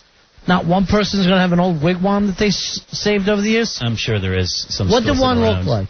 Did it look like adobe? No. Did it look like a house? It was. Or it looked like a pack of sticks? It was more like it looked like a house, and it had like a thatched roof. All right, so you're basically saying when the Pilgrims showed up, they were in the suburbs. It was the Indian suburbs there in Massachusetts. No, there was one for each family. Like the grandparents would live with you. The whole family would live in one wigwam. I know, but it would be a house. You're saying it's structures. Yes, they had. They weren't a mobile people following the herd. Nope. Right. Nope. They weren't following the fish. They stuck around like the Algonquin Indians up in northern New York. They were stationary. They would just out of the whole country. You're going to pick northern New York when you don't have heat and air conditioning. That's ridiculous. To not move. They didn't migrate at all. That's why they had houses, and they in some ways had fires. They would just burn straight up. They in the house. some ways had fires, Ronnie. They invented fire. All right, I'm learning stuff. Now, thanks to Rory, the red man. Adam, you're on Fez. That's just sunburn. Hey, Adam. How about the wagon burners? I like that. Sounds good. Cool. Ralphie, you're on Ron Fez. Ralphie. Hey, buddies. Yeah. How about the slot machine Souths? That's cute. Either one, really. Joe, you're on Ron Fez. Joe. Yeah. Yes, go ahead, buddy. I got one. How about the pre-white Americans? I like that. You like that? Yeah. The other Americans. The other white American. Larry. Hello, Larry. Yes, fellas. Yeah. How about the Lewis and Clark guides? The Lewis and Clark guides. Good direction givers. Here's Nick. You're on Run of Fez. Nick, what can we do for you tonight? Yeah, how you doing, Swanica graduate? Ah, nice. 11003. Hoorah! Who, buddy? How you doing? All right, so you're the Sewanaka Indians, right? 85, class 85, the Nice. best. There you go, buddy. Now, what I think we should go with is the pipe smokers. The pipe smokers. All right? All right, thanks. Appreciate it. Yes. 877-692-1027. No team's going to call themselves the ass pipe smokers. Why not? Give them a chance. Maybe they want to. I hate to take any names off the board here at this stage. Sure, it's too early. Barry, you're on Run of Fez. How you doing there, pal? Hey, buddy. Hey, Barry. Buddy. How about the Sewanaka smoke signalers? I don't like that. Now, according to Rory, they had telephones when the Pilgrims showed up. They had apartment houses and telephones. They had nothing but technology. 877-692-1027. If they had all this technology that Rory claims, they shouldn't have been swindled out of Manhattan. They should have known better. Right. They should know the value of a house. You know all about Indians, right, Rory?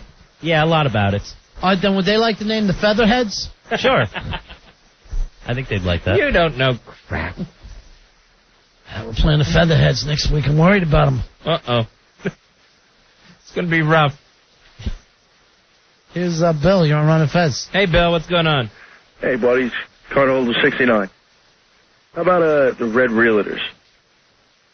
Why is that? Realtors, you know. Real estate. Red.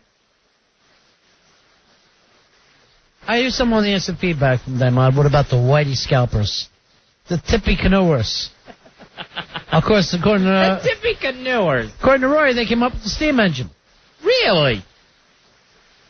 Why aren't they ruling the planet? That was really only up in the Northeast where they were very sophisticated Native Americans. All right, as sophisticated as they were, they couldn't share some of the knowledge up and down the coast, maybe get it out to some of the other Indians? It was part of the Five Nations. That was What Five Nations? It was called the Five Nations. The Algonquin. You're thinking Indians, of Five Towns. The Algonquin. Five families. The Iroquois. You're going out to Five Towns again on Long Island. But they were so strong that they were the last Native Americans to actually get, conquered. Even what the are you ones talking out about in the Northeast? Yeah. How could that be? We whipped everybody's ass, then went west. They were the ones who helped the French in the French and Indian War. The Five Nations. They turned on the other Indians to help the French? Yeah, they fought against the Cherokees. The Cherokees were on the American side, and the Five Nations were on the French side. That was the Discovery Channel. But you understand that, there was, Arizona wasn't even a state until last century. You know the Apache had to be after them. The Crow. Right. There were some states that didn't even make it. They weren't even civilized until the early 20th century. No, I meant they were the last ones on the East Coast in the 13 colonies. You said nation. You're a savage. 877-692-1027 is our toll-free phone number. Mike, you're on the air. Hey, Mike, how you doing? Hey, how's it going, buddies? What can we do for you? How about the, we didn't know guns could kill us people? Thundersticks. That's what we called. Here's Indrid. You're on Run of Fez. Indrid. Hey, guys, how about the Shania Twain step-parents? I don't know about that. Shania Twain raised by Indians, was she, Fez? I didn't know that. Was she kidnapped or something as a baby? They do that. They'll steal your babies and raise them in papooses. Lauren. Papooses. Hi, Ron. Hi, Fez. Hi, Lauren. I have two. I have We Smoke 'em Peace Pipes, and people who live in teepees shouldn't throw tomahawks. Thank you very much. Nice work. Here's Chris. Chris, you're on the Fez. Yeah. 2773. Hoo-hoo-hoo-ah! I got the Ossining Fighting Moccasin Makers. According to Rory, the Indians invented the F-me pump. They had clogs. This one answer feedback. What if we call the football team the I thought the horse was a giant man with 2 heads and 4 legs people? Go team. Here's some more. Dancing with Wolfians, according to Pantera. The Feather-Capped Fairies. And Me Chop 'em, You Whop 'em. I don't even know what that one means. Me Chop 'em, You Whop 'em. And the Featherback Fairies. The Trail of Tears Revenge team comes to us from Andreas. All right, that works. We'll probably give all these to the education commissioner. Rooster wrote in the Angry Auburn Colored People. Nice. To me, that sounds politically correct. And we can pass this off to the education commissioner and Chancellor Levy. Barrio. You're around the face. Barrio. Sorry. Hey, guys, how about the Pocahontas Bangers? Well, that could have been anybody. She was a hooah. She was a hooah. Oh, she was a nice girl from a nice tribe. Nice girl, nice tribe. She's a hooker. Matt, you're on Run Fest. Hello, Matt. Hey, buddy. How about the wooden cigar shop statues? I don't even think they liked that back in the day, did they, Fez? They couldn't possibly. Now, why did we put those up in front of cigar stores? Because of tobacco? I had the feeling that it started out with actual Indians. Just standing there? That we actually put dead Indians out there. Then it would be cheaper just to carve one because they'd last longer. Right.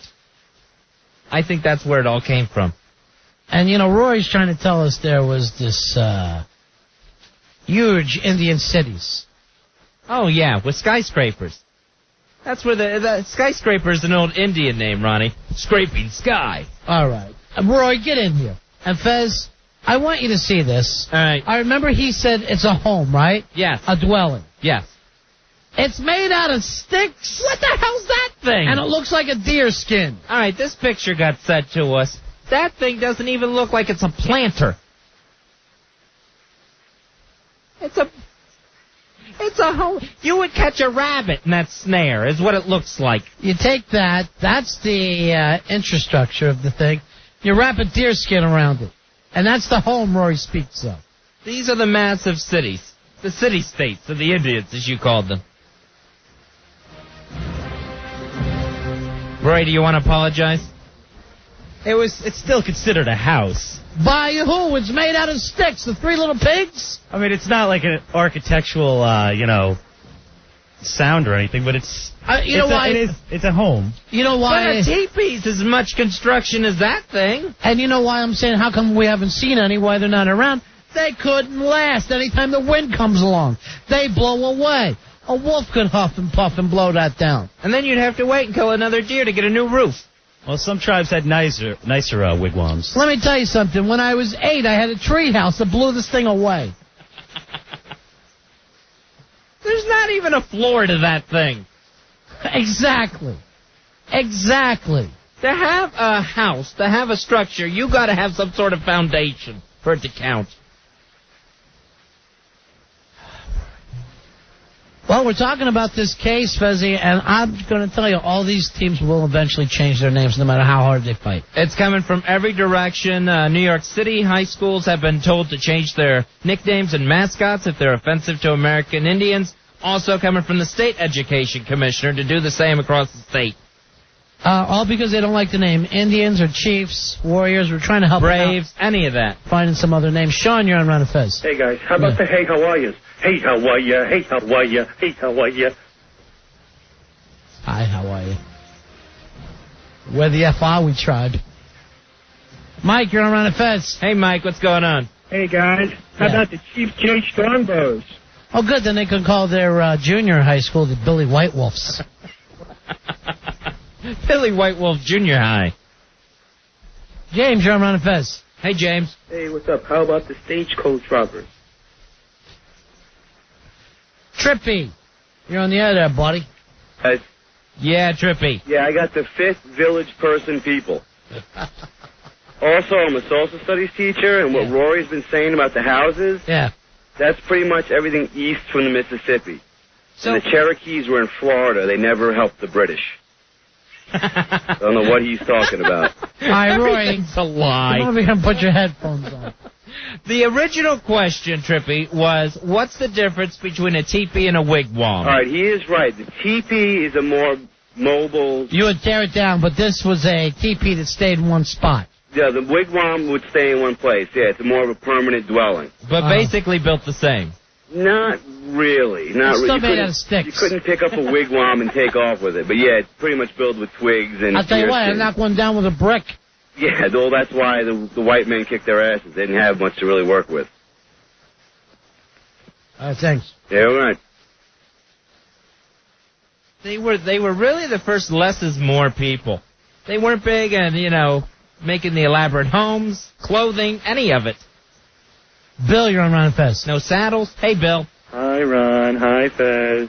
Hi, Bill. Card number 113. Hoo-ah! How about the rest of the Mohicans? The rest of the Mohicans. Thanks. The Mohican Sons. I heard that place is fabulous.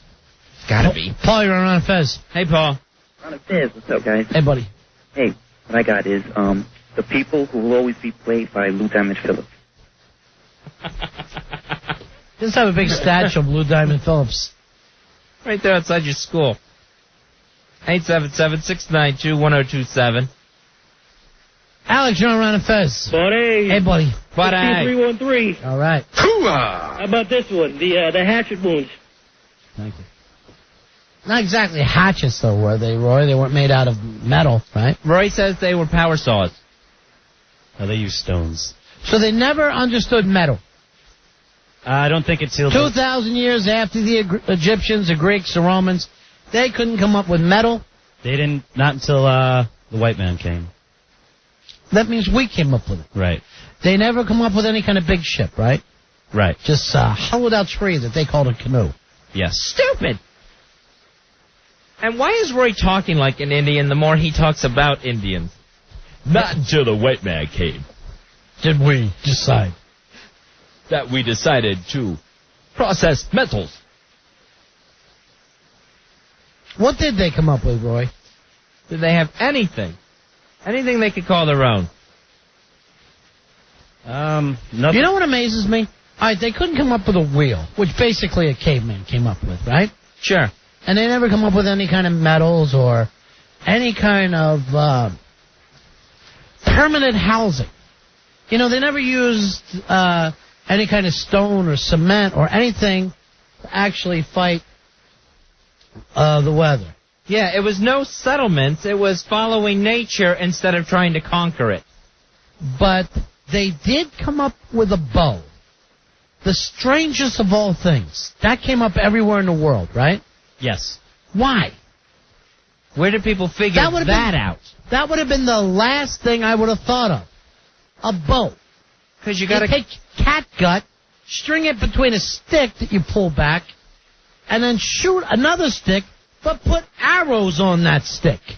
I mean, that's pretty strange that two people could come up with it at the same time in different places of the world, but the one guy couldn't come up with a round thing that rolls down a hill. They're still pulling their kids along with two sticks. You would think just by accident in the daily life of the American Indian, something would have rolled by them. Maybe a tree fell down, a log fell down and rolled. A rock came off a cliff and rolled down. You would have think they would have seen something roll and they would have copied that. No.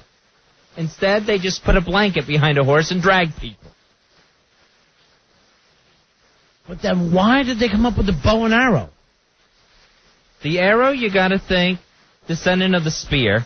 So they had that part. Yes, but then they come up with this contraption that's going to fling it further and stronger and harder. But even if you came up with a spear, you wouldn't think, okay, I'll put feathers, make it smaller, and then shoot it off a catgut and a stick.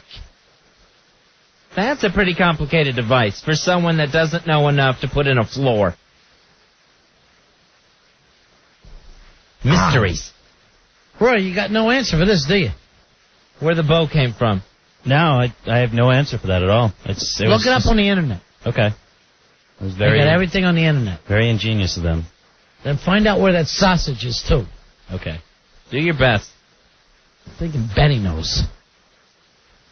Danielle, you're on Ron and Fez. Danielle, what can we do for you? Hi, yes. I have a question.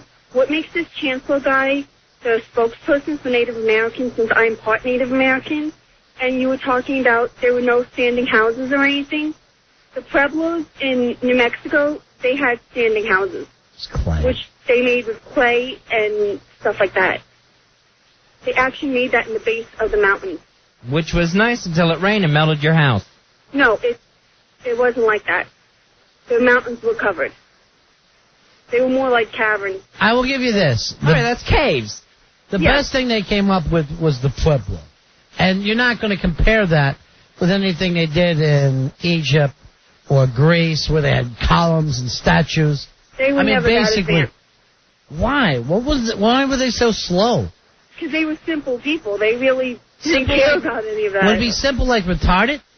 No, just basic. Simple people started out in other countries, and they were able to advance. Yeah, but they also, became civilized. Native Americans believed in, the land and stuff like that. They really had no need for anything. All right, Billy wants to add something. Oh, boy.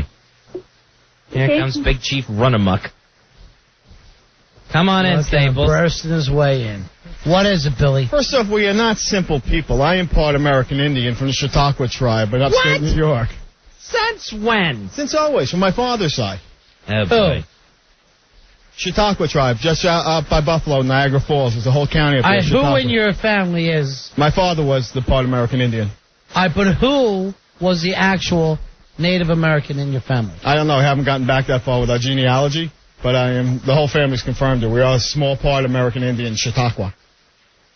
Are you sure it isn't full of crap aqua tribe? No, not at all. I've been up there. I've been to the reservation and everything.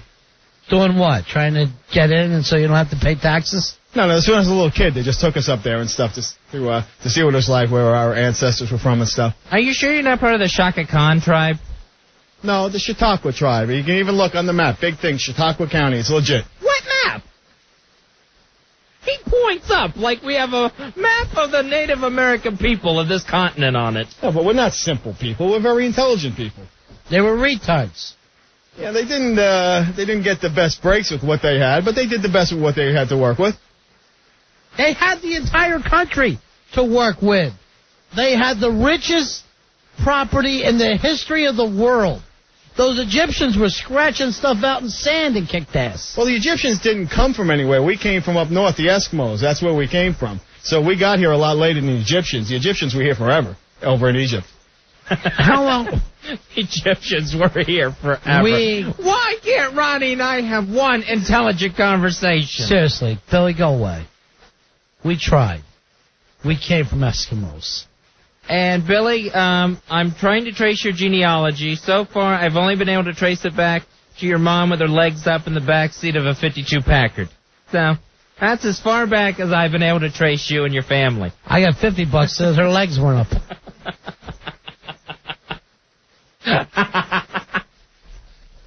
Here's Kevin. You're on Ron and Fez. Hey, Kevin. Call me. Hi, guys. You can call me Big Blue Monster. We won't. Okay. I have an interesting fact for you about the... Are you doing a funny voice? A little bit. What part of the intelligent conversation did you understand? All right, here's Mr. Blonde. You're on Ron and Fez. Good, finally. Go ahead, Mr. Blonde. Oh, okay. I have a question for Rory Hampton. Yes. Now, if the Native American Indians, which they did not, possess metal technology, how did the Mohican Indians shave their heads for their characteristic mohawks? It's a good one. The trivia. We'll go to our Indian expert, Rory Hampton. Well, they would shave down rocks to make them very sharp. Negative. Yeah, that's what they do, and then they'd shave their head with the... I say no. Really? Actually, they used clamshells with the clams taken out and plucked the hair out of their head. Oh, Ronnie, what they did was they got a big clamshell and put a bee in it, and that's how they shaved. Or wait a minute, maybe that's Big Flintstone. So they plucked their hair. Oh, God, that's hideous. God, that's got to take forever. You're plucking it with a clamshell tweezers. Tony, you're on Ron and Fez. Hey, Tony. Lost Tony. Adam, you're on Ron and Fez. Adam, what can we do for you? What's up? Hey, buddy. What? You're talking about inventions of the Indians. They had the bow and arrow and the canoe, but they also had the lacrosse. They invented lacrosse. Did they really? The Iroquois Indians started the lacrosse. And I doubt they used the clams to cut their hair because that was their money. I can't see them taking their money and using it for their head. Now we're going back to the Flintstones again. How many clams is that? All right, see you, Adam. See you later. Thank you for that information. That's all we want to know. Steve, you're on Ron and Fez. Hey, Steve. Hey, guys. The Chautauqua tribe. That's the divorce tribe. She took the house. She took the car. That's Billy Staples. She took the TV. That is his tribe. I guess Billy was telling the truth. We'll take a break. We'll be back. Ron and Fez. 1027 WNEW, New York. Ron Fez. 1027 WNEW. We're Ron and Fez. Reminding you, coming up, the Ron and Festival of Rock and Ribs. If you're a band and you want to play that night, send your CDs to Ron and Fez, 10th floor, 888 7th Avenue, New York, New York, 10106. Or if you got an MP3 file, send that to Ron and Fez at WNEW.com. Coming up in just a few minutes, Fezzy, we're going to play Air X out of Staten Island. Nice. Here is Phil. Phil, you're on Ron and Fez. Phil, what's going on? Hey, Ron and Fez, how you doing tonight? Yeah. Big ass card holder 10752. Hooah! Hooah! All right. Calling in with a little spy report on Big Brother. Ah! Spy report. Spy report. Fez, you watched any Big Brother this year? I still have not watched any Big Brother. I keep saying I want to start, and I haven't. Well, you're missing a little action. I seen Eric, who is the firefighter from Connecticut, and Lisa. Yeah. She is the bartender from California, the one I think that Ron is loving. She and he sleep in the same bed together every night. And 2 nights ago, Eric was rounding second base on her. Really? He was getting a little... He actually said to the guy, Roddy, who's the writer, that she was touching him down below, over the cloth. Over the cloth. And they were making out for at least 15 minutes, laying on top of each other. All right, now, are you getting the feed online? Yeah. See, I thought, Rory's going to have... Yeah, I know. I thought Rory's going to have my new Dell for me, so I was waiting for that before I buy it. No deal, though, huh, Roy? I'm going to find out tomorrow. No Dell, no feed.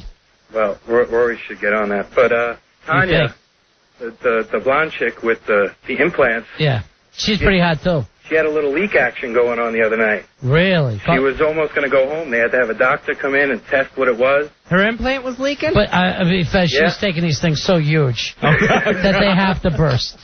I mean, they're just gigantic. That's beautiful. And today, I don't know if you know, but Josh and Tanya are the ones up on the block to get out. And Danielle had the veto power, and she was kind of leaning towards vetoing Josh maybe, but today she decided not to. And both of them are going to go up for evacuation. Yeah, I knew that was going to happen. Wait a minute, I didn't even know she won the veto power. Yeah, she won it the other day, and I guess tomorrow night that's what they're going to show. That I know that was going to happen, and I thought to myself, wait a minute, I didn't even know she had it. All right, so that's a... Spy report. Spy report. You keep us up, Phil, and let us know who you see naked, all right? Well, Kiara's been getting naked regularly, and I can't even tell you the stories that she took. She's made pornos going across country with her friends. I mean... She's a New York girl, right? She's the girl from New York, and her and Roddy are, without a doubt, going to hook up afterwards. Yeah. And, but Marcellus... He's from Morristown, New Jersey. So it looks like pretty, much somebody here... There's going to be some action. Yeah. Without a doubt. All right, keep me I'll keep you guys updated. All right, thanks, buddy. Sit. Nice work, Phil. Thanks for the spy report. And Fez, you got to get involved in this because I need another male to talk to about it. Now, how many nights a week is this Big Brother on? 2, 3. And do we know, is it regular nights? It's like a Wednesday, Thursday, Monday, and here I'm just going to do the TiVo season pass, and I'm going to be fine then. I need a spy report. Spy report. Spy report on this. Is Opie going to be doing more sports this week? I know when he went out there, he shot something with Jay Moore, but I don't know when it's supposed to be on, so I want to TiVo that. I'm going to double check, but I'm pretty sure it's 10 o'clock tonight. Tonight? Yes. Tonight is Opie's appearance on More Sports? Yes, I'm going to check it out. I heard him say it on the air. Yeah, always do that for me. Yeah, double and triple check that. Find out for us as soon as you can. Spy report. Spy report. We always need that. We always need spy reports. I want to know what's happening on every TV show, every radio show. Oh, here's a spy report. For you, Fezzy, a radio spy report. Oh, what you got? The radio chick has finally got her show all by herself now. Oh, really? Yeah, that guy Withers moved on. He's going to do middays or afternoons or something. All right. So finally, after all this time, there'll be the real radio chick that was on here. Bob Buckman, is that his name? Yeah. Yeah. It'll be the, all right, everybody's telling us because the instant feedback always beats our producers. Tomorrow night, 9:30. Tomorrow night, 9:30 is Opie on More Sports. Opie on More Sports. With Jay Moore. Yeah. All right, well, that's cool. Yeah. Here's, I don't have a name up here because somebody's wacky running the things. Jose, you're on Run Fez. Yeah, I just called to tell you to write this down. Big Brother is on Wednesdays, Thursdays, and Saturdays. Are you a Big Brother fan? Oh, yeah. I've been watching it since the beginning. Yeah, all right, me too. And it's either 8 o'clock. You know, they switch. Some days it's 8 o'clock, and one of the days is 9 o'clock. I think Saturday is 9 o'clock. But Wednesday and Thursday it's always 8 o'clock. But you have to check those between those two times. I keep forgetting. Oh, okay. All right. So sometimes the times change up. All right, but that's no problem for TiVo, right? If you just tell TiVo, get Big Brother, it'll go get it whenever it's at? Yeah, if you get the season pass. Right. All right, that's what I'm going to do. Thank you, TiVo. Here's the problem, though. Let's suppose you have it on after the Yankees game or something, right? Oh, right. It ain't going to do that because it still looks like the Yankee game hasn't run in the 12 innings. So that's happened to me before. Stuff like that. Or, yeah, or if the president speaks. You know, you don't get whatever came on at 8 because the president was there. When the president speaks, I ask my TiVo to delete. You could do that? That's the worst TV I've ever seen in my life. No one ever gets these presidents to start kicking ass. 877-692-1027 is our toll-free phone number. All right, we got Thing One back. Come here, Thing One. Bring him into the studio. And we found that Thing One went away for a wedding over the weekend, Fez. Yeah, he missed a couple days of his internship. That kid misses a lot of days. Yeah, he does, but he's still the only intern that's any good at all. He's the only one I'll speak to. I can't believe that you still keep that other one, Roy. I hope he's doing something for you. Because all he does is infuriate me and Fez. He should be washing your car. I don't even want to see him in the hallway. That and the missing Dells drive me nuts. So what was your big trip this weekend, Thing One? I was in a wedding on Saturday. Now, the weird thing about your wedding is you were a bridesmaid? What? Yeah, my friend, which is the bride, she picked me to be on the as a bridesmaid. Now, did you wear a dress? No, I didn't wear a dress. I wore a tux. Wait a minute. I've never heard of this before. I'm a little slow. Take me back. So, in this wedding, you're friends with the bride. Right.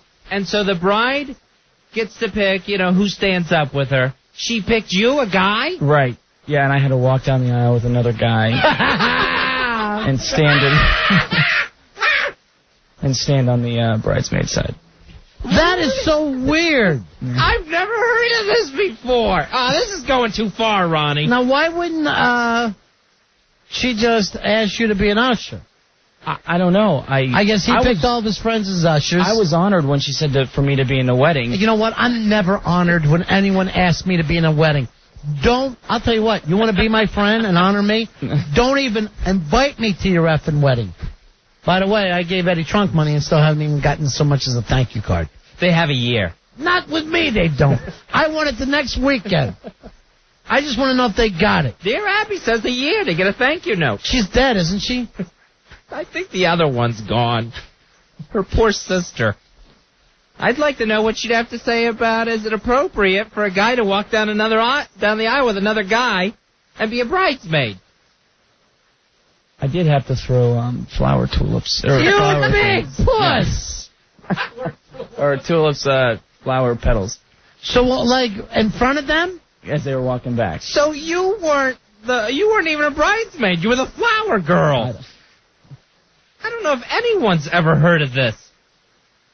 And I went to the bridal shower instead of the... Well, because, I'm on her side, so I had to go and I had to speak. On and her stuff side like it's that. a fight. Yeah. So you're at the bridal shower with the other girls while the ushers are out drinking with the guy, with the groom. Because you didn't even know the groove, really. I did. I met him 2 hours before the wedding. Zerlio saying this. Did you tuck it between your legs when you walked down the... I hope your dress looked pretty on you. I hope you didn't wear anything backless. What did you wear? I wore tux.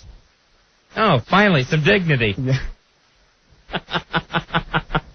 Some dignity finally comes to this wedding. So you even had to speak at the bridal shower? Yeah. Say, something. It's great to be a girl. All guys screw you over. Believe me, honey, I know. I feel pretty, oh so pretty. Were you asking people, does this make my ass look big?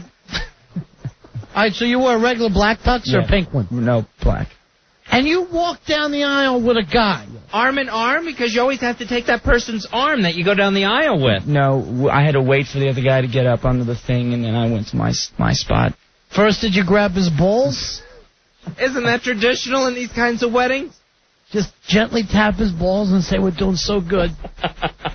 Who'd you dance with? I danced with one of her cousins. What's his name? Petey Joe. Petey Joe? You'll be dancing with Petey Joe. So, there's some weird. answer feedback, too, from Schizo. Did you catch the bouquet of flowers? Are you the next lucky gal? No, I didn't catch the flowers. Yeah, with the reception games, did you have to participate in all the bride stuff? I went to the shower. I mean, you're a nice kid. I'll say this. this. You're a nice kid. But she took advantage because she made an ass out of you. I know. Look at it. Now that you look at it. You're way too nice. You shouldn't have been subjected to this. Well, I've never been in a wedding, so when she asked me to be in a wedding, I was like, yes, I'm in. She's a good friend of mine. When my sister got married, they put me in a fat tux, but I was on the groom's side. I know. That's the way it works. Just because they pick you doesn't mean you have to wear a dress and throw flowers. Yeah, Fez is right. All the time they pick, like, friends. Or, what they do is, okay, I want my guy friend to be in the wedding. So you would actually get another girl to, pick another girl to walk with him. Right. Not So you like keep it evened up. And some other guys looking like a couple of homos. What's wrong with you, Thing One? It wasn't intentional. It was just... It was intentional. You planned the whole thing. This happened to you. Now that I look at it, think of it that way. This is John, so you're on pathetic. Fez. Ron and Fez. Yeah. Hey, John. Hey, Thing One. What's that? That's the gayest thing I ever heard It in really my life. is. Thank you. I know who you danced with. Who? Peter Monteith.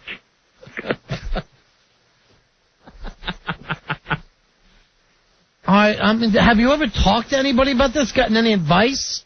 No. Do you know anything about etiquette? Do you know how these things are supposed to work? Yeah. I know a wedding planner You who's do? willing to talk to you. Oh, good. Okay. It'll be the official word on this. Hi, you're on with Thing One. What's going on, guys? What's going on, Jabba? It's the jobber! Hey, Thing One, you little pussy. What were you wearing, panties underneath that dress, little pink panties? I had briefs. My God. The way he says it was such embarrassment. I had briefs. Briefs. What a faggot. He's so shameful today. Were you holding the groom's junk while you're walking down the aisle? They didn't make you do that, did they? You better not a have. handy in the back. You little faggot. All right. Later, guys. Later. Thank you, jobber. Thing one, we've gone to no expense to get the highest paid teenage wedding planner in the country to speak to you, and you had no answers for him. Hey, Margaret. Margaret, you're on Ron and Fez. Margaret. Hey, guys, 16323. Hoo-hoo-ah! Hey, I just wanted you to know, and Thing One, I want you to feel a little bit better. My maid of honor, if you will, was my best friend, a big guy, 6'7". And in ancient times, actually, the maid of honor really was a guy called the bride's knight. How old are you? I'm 31. 2000? She got married in the 1500s. Hey, man, my best friend was so upset about the thought of being considered the maid of honor, I had to research this. But it was the bridesmaid's job to protect the bride from the ravaging hordes that would come after her. The ravaging horse. Yes. So you tried to call him the maid's knight. The bride. The bride's knight. Yeah. So he's 6'7". Yes. He's sticking out like a sore thumb. Yes. But at least he was there. He was. But there. everybody at that wedding thought, I bet she's boned this guy. Right. That I'm what, this guy? That you boned him. Well, maybe that's so, but, I married So the other guy. You did bone him? No, I didn't. He's my best friend. Right. Did you ever touch it? Of course I did. Friends don't let friends bone. All right, let me tell you something. What? If I'm going out to marry a woman, and she is standing next to a guy whose Johnson she's touched, yes, I'm out of there. Why? It's over. Hold on to it like it's her bouquet. Well, now I'm not like some little timid thing. I've been around the block. I know what I'm doing. Not the block, honey. Begins with a C, but it rhymes with block, which you've been around. And around. Yeah. And so, what's your point? I'm saying this guy probably took the ring right off his shaft. Here you go. He right. Now, did your husband notice? Well, of course. God. Now, I'm not saying I've been with my best friend, but, you get drunk, I'm sorry. Dump on that like Anthony did the show. Now, did your husband have one of his ex-girlfriends as his best man? No, actually, his brother was his best friend, so it was just a bunch of guys. That's sick. I love being surrounded by men. What can I say? No kidding. Obviously. Okay, guys, that was it. All right, so did Debbie in Dallas. She loved being surrounded by men. Thing one. Do you feel you lost the manhood on this trip? Well, I was happy until now. Sure, you felt like the prettiest girl at the wedding going down that aisle with another guy. He was the tallest gal there. Here's Mike. You're on Fez. Hey, Mike. Hey, buddies. How you doing? Listen, I had a little bit of a similar experience. A really, really good friend of mine in high school, a girl, got married, and she had asked me to be in the wedding party, and I had no idea. I thought I'd be like, one of the ushers, whatever. Right. It turned out, 2 days before the wedding, I found out she wanted me to be in the bridal party, and I was like, look, I really apologize. I can't do this for you. I just, I'm not going to wear a dress, and I can't walk down the aisle with a guy. I just felt a little weird about it. Well, things led to things, and kind of she got over it and everything else. But it was just a weird experience, and I can understand what thing one went through. All right, so you didn't do it, right? No. What are you kidding me? Like a guy, because it makes your ass hurt if you're with another guy, right? Yeah, absolutely. Now, then you can't walk down the aisle straight. Can I got 2 questions for thing one, real quick. Yeah. Does he prefer tampons or pads? Pads, and right? When he was walking down the aisle with the guy, He said yes. Did he give him a reach around? Did you give the guy a reach around? No. That's customary in ancient times. Because he was wearing his pad. Nice day for a flag wedding. Were these all guys at this wedding? The bride and groom both? Thing one? No. Oh. You were the only weird... I was the only guy on the girls' side. There was 5 girls, and then I was... All right, here's the thing. It's not like you hadn't even met this guy, right? Right. How long did she date him? She was dating him for like a year. All right, in a year, you haven't been so close that you would meet this guy. What makes her think she's so close to you that you need to come? Ew. Well, she's been my best friend for 20 years. I don't know. So what? I was honored when she had asked me. I've been Fez's best friend that long. I ain't gonna suck a D. Well, I draw the line. Ronnie, I wouldn't ask you to. I am not going to put on a dress and suck a D because I get along with somebody. That's wrong. And you did that. It was for the family as well. I don't know. For the family as well. What, did someone have some sort of crazy bet that she could get you a retard to do this? I could see, like, if her dad died, she asked you to give her what? Even to me, you ask someone to be in a wedding, it's going too far. Elope. You want to be friends with me? Elope. Let alone her asking you to come down, stand with the other gals, and walk down the aisle with a guy. You didn't even get to go to the bachelor party. And I was kind of upset about that. What'd you give as a gift? I gave these two... Your ass? These two, like, wine glasses. Bourbon glasses. I don't know. They looked good on the internet.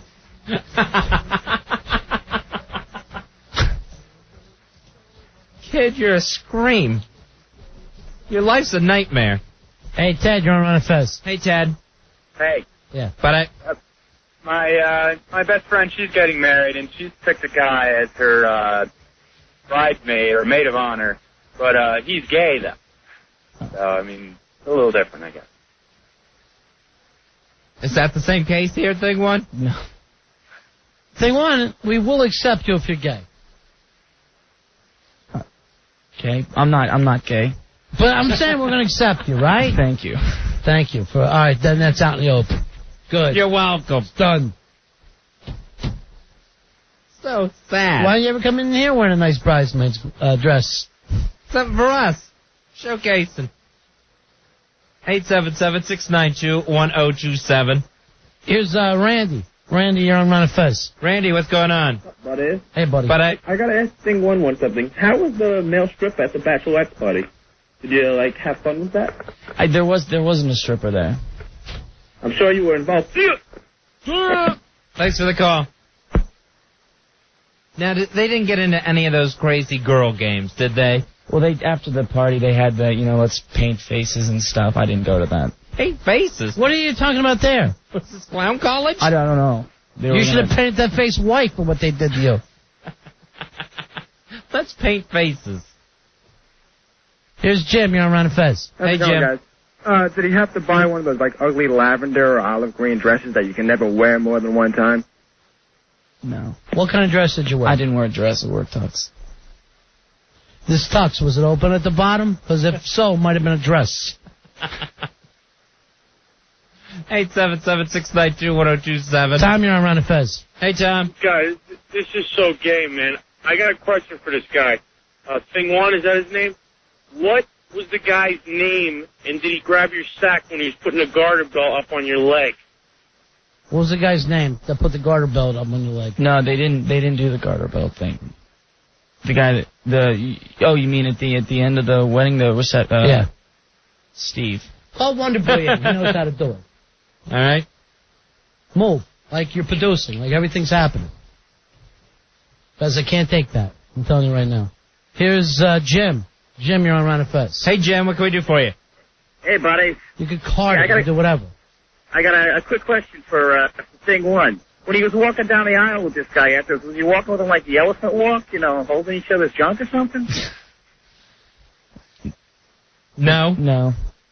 I didn't think about that, no. So you didn't end up going hand in hand with this guy? No, not at all. It was just a simple walk. I had to escort him to his side, and I went to my side.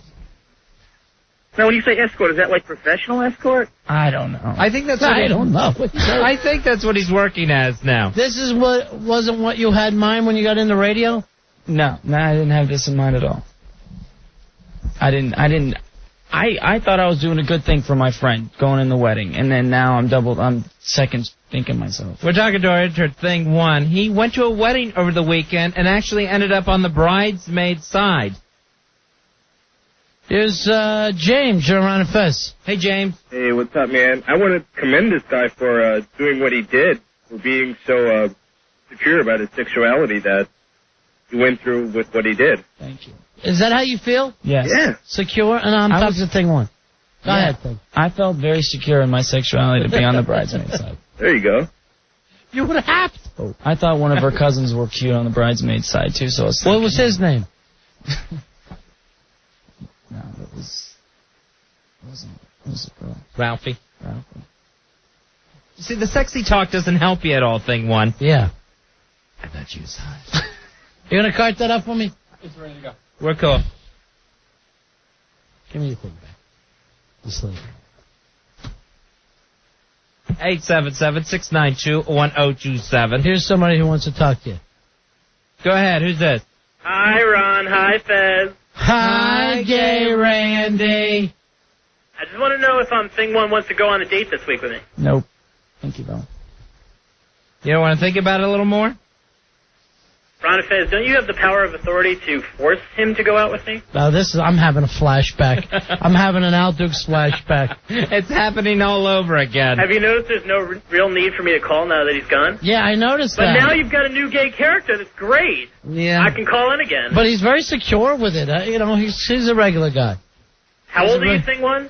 23. You see, with, the young guys, in our generation, it's not like Al, where he was on the cusp of, where it wasn't acceptable. Your generation. You're in your 50s, Randy.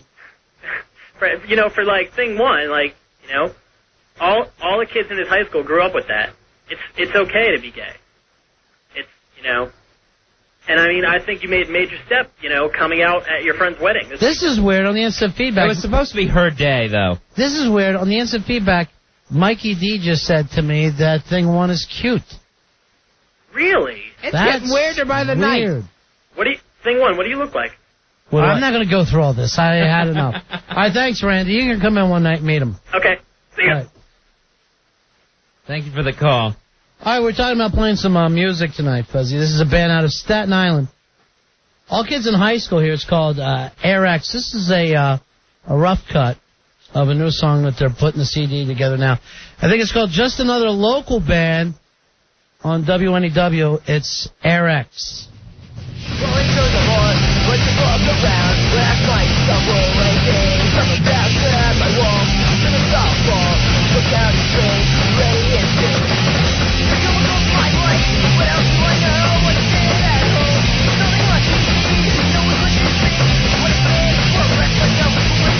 Machine, go! Hey, hey!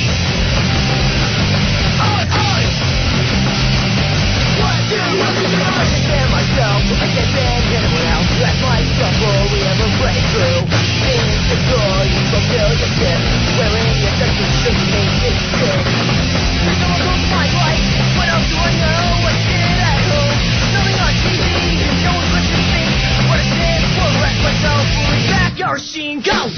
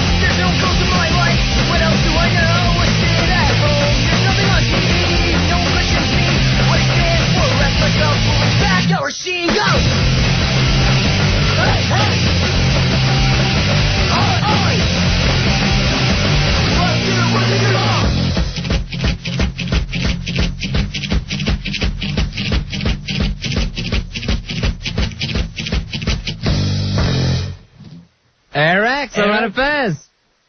There it is. It's Beck on lead vocals and guitar, Aaron backing vocals and bass, and Phil on drums. Love the drums on that, huh, Roy?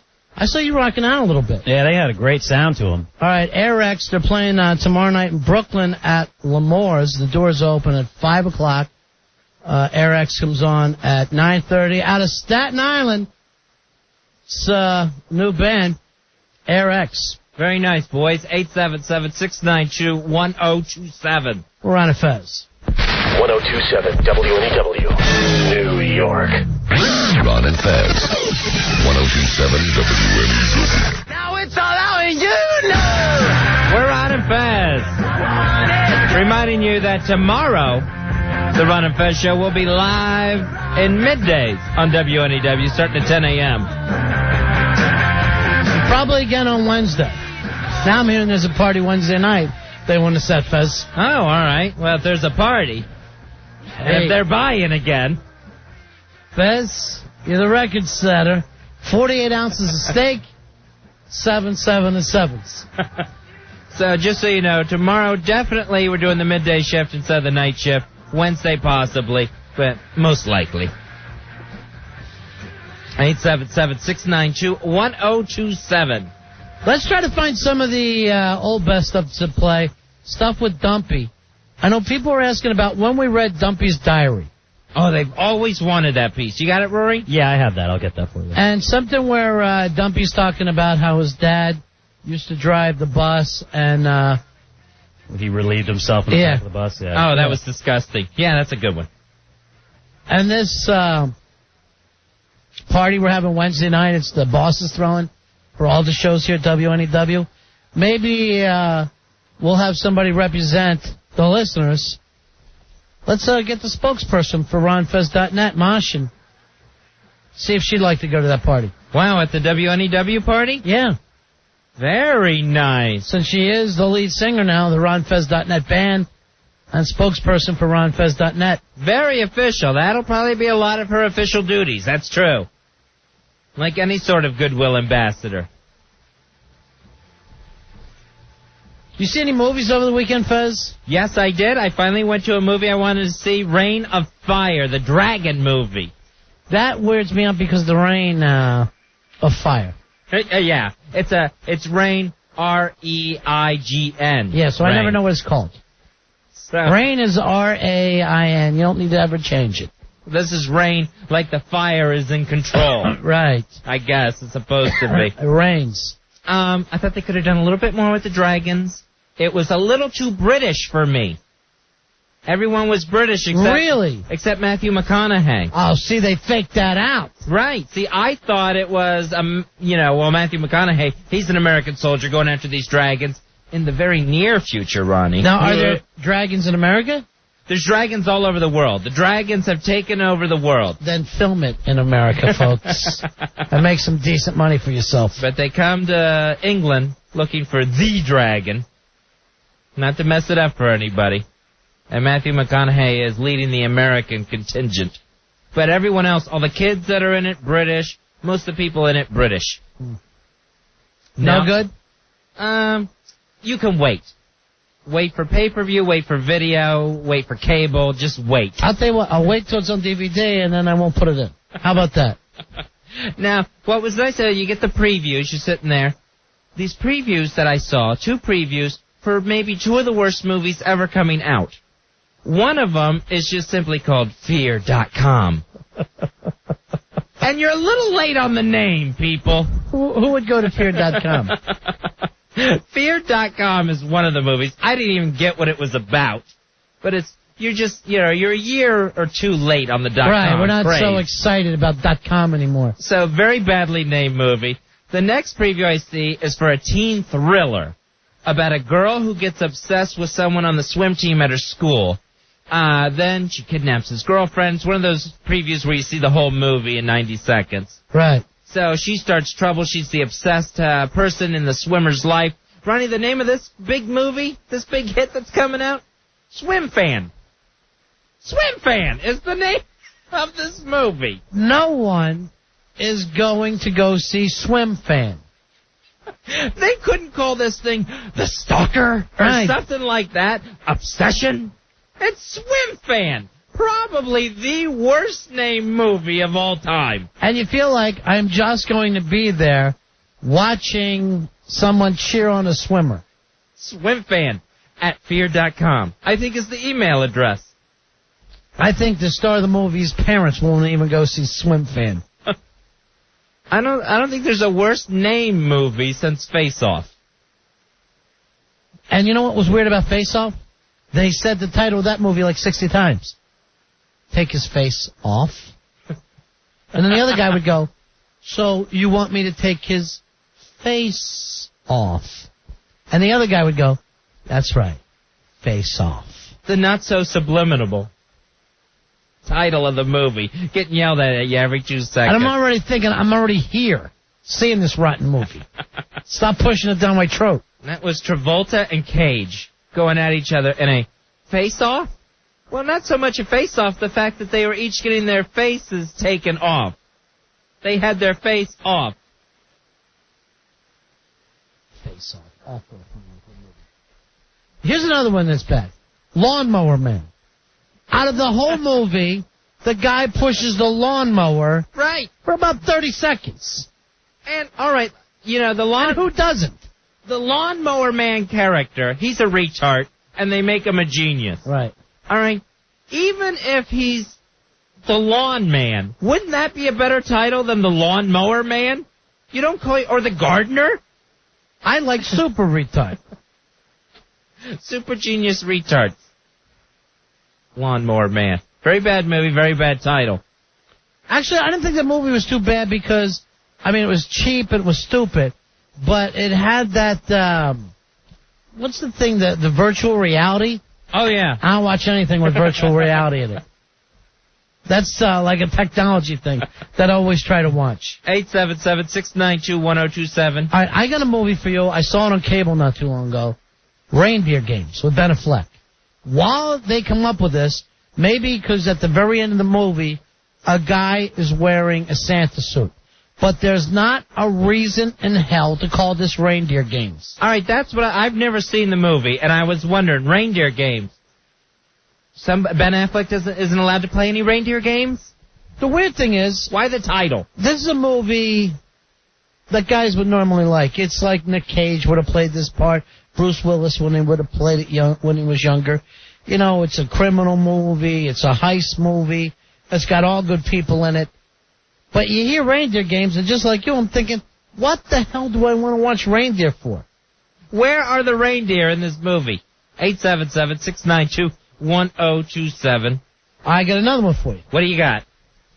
This is another kind of a tech movie, and I'll watch any kind of stupid tech movie, any kind of spy movie, CIA, oh, we're bugging the place, oh, we're breaking in. Those are cool.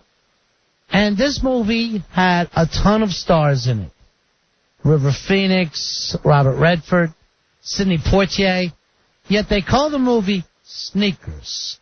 And it sounds like it's 8-year-old boys playing basketball.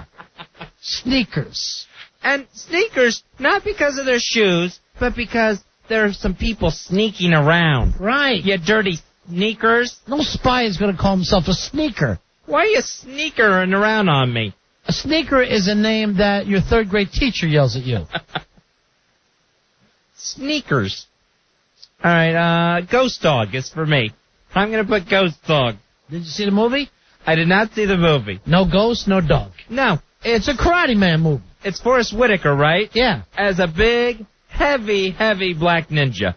Right. And in Queens. It's a good movie. Why are they calling it Ghost Dog? Just like you, I did not see it till it came on cable. Overweight ninja, I've already seen that. It's called Beverly Hills Ninja, starring Chris Farley. Here is Don. Don, you're on Ron and Fez. Hey, Don. We're buddies. How you doing? But we're okay, buddy. Listen, how about Radio Flyer? You think it's going to be a nice movie about a couple of kids, nostalgia flick, coming of age, and it's all about child abuse. Yeah, it's abuse, and I can't watch a child abuse movie. Yeah, enough of See that. Yeah. And it's not about a pretty little red wagon. Just call it child abuse. And let people know not to go. And watch the lines out the door. Here's Tommy. Tommy, you're on Ron and Fez. Hey, Tommy, what you got, buddy? Tommy? Lost your pal. No, Tommy. Say it. Here's Jay. Jay, you're on Ron and Fez. Go ahead, Jay. Yeah, what about Sleepers? They should just call that a bunch of little boys getting banged and coming back and killing everyone. All right, you know what? Great movie about Hell's Kitchen when Hell's Kitchen was happening. Terrific people in it. You got Brad Pitt, Robert De Niro. It goes on and on. Kevin Bacon's in that. Yeah, Kevin Bacon plays the role of his lifetime. Great movie. Sleepers. What the hell does that even mean? Sleepers I always thought was pajamas. Baby pajamas.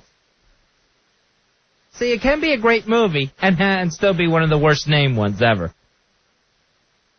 877-692-1027. Here's one for me, Ronnie. Yeah. I like this movie. I don't know if everybody did.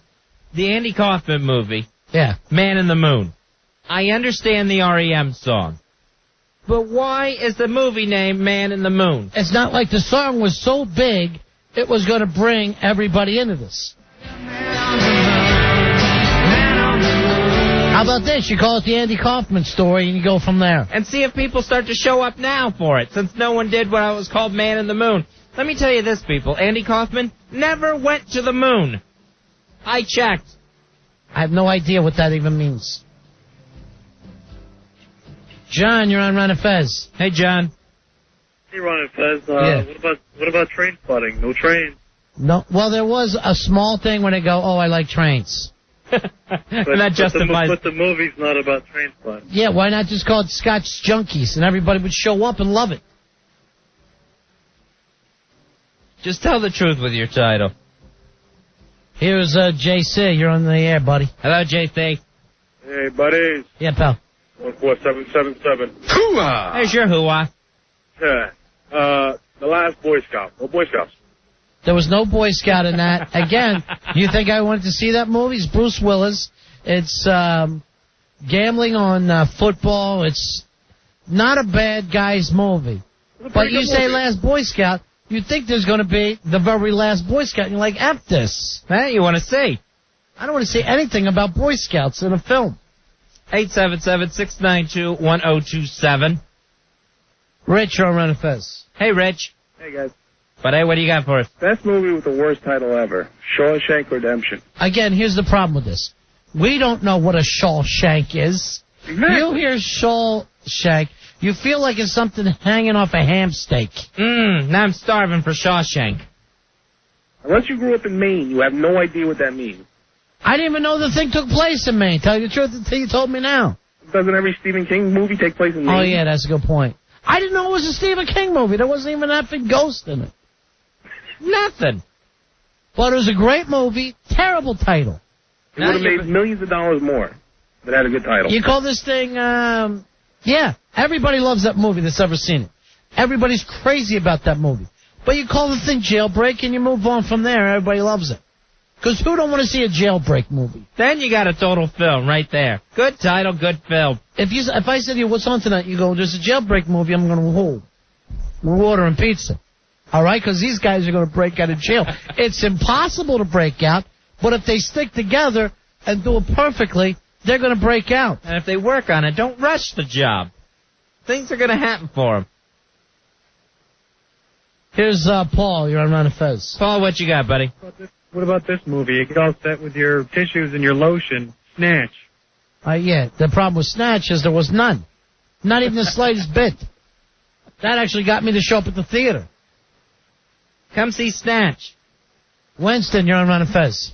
Yeah, guys, buddies. Yeah, buddy. Buddy. Hey, what is this Secrets of the Yaya Sisterhood? What the hell is that all about? I won't go to a movie that's got too long of a title. Yeah, there you go. That'll make a bad title if you get too damn wordy with it. Yeah. If, I know what you still did last summer. Right. Then I ain't going. No. Here's the thing. You're giving away, when the title's too wordy, you're giving away the whole thing. Don't tell Mom the babysitter is dead. Too long. Forget about it. How Stella got her groove back. That's a sentence. That's the opening sentence of a novel. Stop or my mom will shoot. Riding in cars with boys. See, here's the thing. When you say how Stella got her groove back, we already know she gets her groove back. You give away the ending. Here's Rob. Yeah, I got another Tim Robbins film for you. Coen Brothers, Hudsucker Proxy. Great film. No one sees it because it doesn't attract you. It's a Hudsucker Proxy. You don't understand the title. Have you seen it, Fez? I watched it over at your house one time. I know that everybody who would see this film would love it, but you're going to say to yourself, oh, the name of the film, the name of the company is Hudsucker? Come on. And then a proxy is the kind of vote? That's ridiculous. You don't want a name that people cannot tell their friends to see. Yeah, if the name, you can't even remember it. Like Virtuosity. You can't say it, can't pronounce it, can't remember it. You know what did that for me and kept me from seeing it in the theaters? Aaron Brockovich. Oh, yeah. Yeah, the only reason anyone even knows the name of that thing now is because, of course, they shoved it down our throats and Julia Roberts won the Oscar. But Aaron Brockovich should have ended up next to V.I. Wisharski. Oh, nice. Or whatever it was. That Kathleen Turner movie. Yeah, when the title character's name you can't understand or can't remember, it's a bad title for a movie. Gryffindor's Tribe. Oh, God. That was Robert Dreyfuss, I think. There was one a couple years ago, Bowfinger.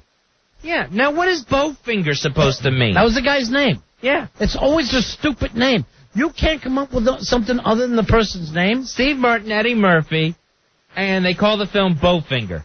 I'll tell you something else. All right, there was another one out like that this year, The Royal Tenenbaums. No one went to see it. The movie is a panic. It's done by Wes Anderson, one of the great, great young filmmakers. Movie's great. Everybody who's seen it watches it. 97% of the people aren't going to sit down to watch The Royal Tenenbaums. You're not going to remember that name. Sounds British. If you see it, yeah, you might as well be watching Upstairs, Downstairs for people. You're not going to remember that that's the film you wanted to even go see. If you can't sit through the title, how are you going to sit through the film? That's what plays in people's minds. Right. Here is Anthony. Anthony, you're on Ron and Fez. Hey, Anthony. What's up, buddy? Hey, buddy. Yeah, I went and saw that movie Swordfish. The whole movie, not one person picked up a fishing pole. I didn't even understand the name of that. Actually, not a bad movie. No, I never saw that. That was the one Halle Berry's got her breast in it, right? Yeah, for a couple of minutes, but it's John Travolta when he's bad John Travolta. And Wolverine's in it. Yeah. Yeah, Wolverine is in it also. The opening of the movie, out of this world, as a matter of fact. The first 10 minutes you're saying, wait a minute, I'm watching a kick-ass movie, then it starts to fall off. But I'll say this, good movie, guy's movie, call it Swordfish, and it sounds like something you should be ordering at the Union Square Cafe. I never understand that. When there's something, they call it the movie something that's not in the movie. Matt, you're on Ron and Fez. Hey, Matt. Hey, what's up? Yeah. How about Reservoir Dogs? No Reservoir, no dog. Exactly. And still, has anyone ever figured out why they call it Reservoir Dogs? No. But you know what? For me, it works. I don't know why. See ya. Maybe because I like the movie. But you know what? No one did show up to see that movie at the theater. A movie made like $1.5 million. Now I get down the stairs. Clowns to the left of me, jokers to the right. Here I am, stuck in the middle with you. Bill, you're on Ron and Fez. Hey, Bill. Buddy. Hey, buddy. 21-3-22. Hooah, hooah. Now go home and get your freaking shine box. There was not one nice person, not one well-behaved person in Goodfellas. In Goodfellas, yeah. He's a good fella. I don't think people like that. You know what? That doesn't even sound like an Italian phrase. You know that movie was supposed to be called Wise Guys? But it got ripped off by Danny DeVito and, who's the other guy from Jersey? Used to be Eddie Murphy's friend. Huh. The no talent guy from Saturday Night Live. Piscopo. Joe Piscopo. Piscopo. I hear stuck there. Jason, you're on Ron and Fez. Jason. Yeah, how about that Will Smith movie, Saving Forrester? I mean, how many people do you know whose name is Forrester? Here's what I hate, too. You watch the movie, you know Forrester's going to get saved. Yeah. That's my problem with The Last Starfighter. They start with a bunch of starfighters. I go, well, they're dead. They're not going to make it. Goodbye. Goodbye, starfighters. 877-692-1027. Here's JR. JR, you're on Ron and Fez. JR, what you got? I got a real long title for you. Yeah. Dr. Strangelove, or How I Learned to Stop Worrying and Love the Bomb. Right. No one even calls it that. They just call it Dr. Strangelove. They don't want to be part of this stupid thing. All right, here's bad movie, bad title. They're just trying to play on the words. Cops and Robertsons. Now, this family wouldn't have even been named this. It's like they came up with the title first and then wrote a movie around it. Right. Pathetic. It's too precious. It's silly and precious. All right, this is on the instant feedback. One of the titles that you can't pronounce, Gattaca. The movie didn't do well, but just stupid because of the fact no one's going to go see Gattaca. You don't even know how to buy the tickets. I think it's Gattaca, something like that. All right, here's one that pissed me off. Chocolat. Oh, right. The rest of the movie is in English. But we all have to say chocolat. Yes, one for chocolat, please. And it looks like something's missing off the marquee, because they're spelling chocolate without the E on the end. It looks like they misspelled their own title. You know what? I never thought of this when Charlie O has it. Became a big hit movie, but it's really weird. Rush Hour. What the hell does that have to do with a rush hour? Yeah. It really doesn't, does it? Let me see some of these. Flaming Hour says Zoolander. Stupid. Yeah, they're going for the title character's name when it's a stupid name. Happy Gilmore. Road to Perdition. You would never know that is a gangster movie. No, that's true. All right, tell me what this means. Eyes Wide Shut. I never saw the film. What does that mean? I got my eyes shut about 15 minutes into it, and I stayed that way for the next 4 hours. Well, at least you got a nice rest. 877-692-1027. Mike, you're on Fez. Hey, Mike. Hey, what about Monsters Ball? You know, I don't even know what that's about. I still haven't seen it yet. Billy Bob Thornton movie. There was no monsters, and I thought, they didn't go to a ball. Why do that? Why waste your time? That was the Halle Berry Oscar one, right? Yeah. No one went to see the movie, though. Didn't make a lot of money. Benjamin, you're on Fez. Benjamin. Card holder 14350. Yeah, bloody. I ask you a quick question? Sure. When you had that eating contest, maybe you guys should have an eating contest for the listeners. Well, we might be doing that at the Rock and Ribs. Get that Japanese kid to star, the one who ate like 50 hot dogs. Also, Pecker. You have no idea what that means. And it's just like a family movie. Yeah, and the kid's name is Pecker for some reason. Who did that one? The same guy who did a Hairspray? What the hell's that guy's name from Baltimore? John Waters. John Waters, thank you very much. So they say, come see John Waters Pecker. Oh, nice. And John Waters Pecker is coming out soon. And I'm like, I'm not even going to go see this. I showed up and was disappointed. Kurt, you're on Fez. Hey, Kurt. Hi, I just wanted to know about Son of a Woman. All I thought of was fish. I got to tell you the truth. I know, that it's was about such a blind turn guy off. wants to kill himself. That movie should have been called Swordfish. That would be good. Or that movie should have been called Hoo-ah! That's a better name. There's your hoo-ah. Here's Barry. Barry, you're on Fez. Barry, what can we do for you? I got Rat Race. Mm-hmm. Yeah. With Sean Green. Yeah, Scott Evil. Thanks a lot. I saw Rat Race. Yeah, it was a race. They weren't rats. Pete, you're on Fez. Hey, Pete. Hey, what's up? Yeah. How about Mr. Holland's Opus? I kept saying Opie in that all the time. I kept thinking it had something to do with Opie. What is an opus? Opus is some kind of a musical piece, right? What exactly is it, Rory? It's like the bridge of a song. It's like a huge musical piece. Is it a whole thing like a symphony? Yeah, I believe that's what it is. It's a whole song with a complete symphony. But then Richard Dreyfuss was in it anyway, so. Yeah, well, let's not forget Jaws, my friend. I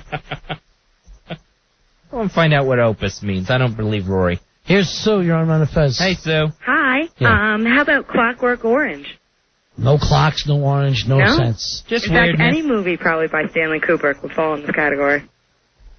All right, let's go over these Stanley Kubrick movies to see what kind of sense he's making. All right, look up Stanley Kubrick. All right, let's just go over what we know.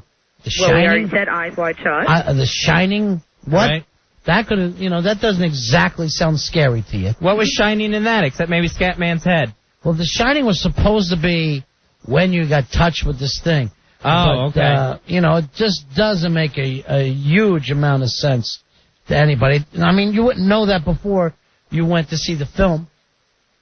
Right. Right. Yeah, Full Metal Jacket. Again. Weird title. Very odd title. Absolutely right. Lolita, not exactly his. Of course, he came up with the Doctor Strange love. 2001 Space Oddity. Strange movie. Why not just leave it at 2001? I would just call it Giant Baby. Barry Lyndon. Oh, you gave away the end. Uh-oh. Barry Lyndon. He had Spartacus. Great movie. How did we get here? And, then it goes Pass of Glory, The Killing. So he did have some very, very strange titles. Almost all of them. Yeah, almost all of them very strange. Thanks a lot. Anytime. Thank you, Sue. Tommy. Tommy, can you hear me? Tommy? Hey, guys, a fish called Wanda. Now, who was Wanda? Wasn't Jamie Lee Curtis Wanda? Then that's just mean. Again, it seems like a sentence. Yeah, it's too long. Monty Python, they're nuts. They're out of their mind, the English. See ya! Thank you for the call, Tommy. Yes, Anytime Roy. you get into that, honey, I shrunk the kids, why don't you just call it Shrunk Kids? Wouldn't you go say Shrunk Kids? But you're like, honey, I shrunk the kids, and you're like, who are you talking to? Me? Right, here we go. Spy Kids. Big hit. It's very simple. It's not, hey, honey, let's go spying with our kids. Or, honey, our kids are spies.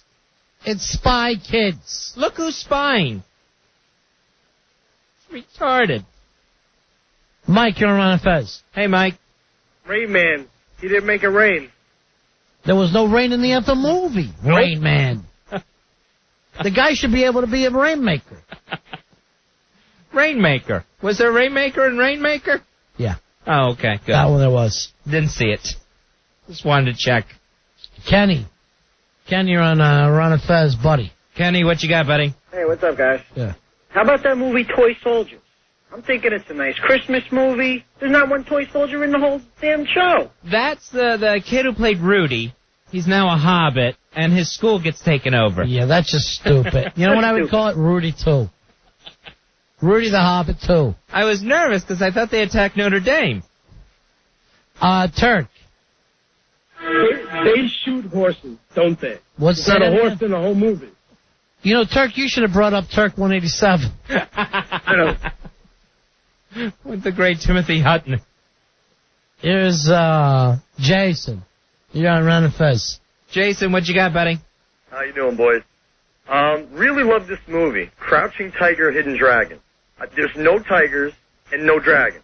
Stupid title. You might as well call it Crouching Duck Still Alive, for God's sake. I would have called it Hot Chinese Chicks Running on Roof Kicking. Who's got the ducks alive? John, you're on Ron and Fez. John. Yeah, buddies. How about fried green tomatoes and Willow? Willow? I didn't say, wasn't Willow one of the characters? Yeah, Yeah, you but would I like mean, there Willow. was no tree in the thing. Willow is basically same exact kind of thing as Lord of the Rings. And then fried green tomatoes. They ate them a couple times in the movie. There's no need to name that whole movie Fried Green Tomatoes.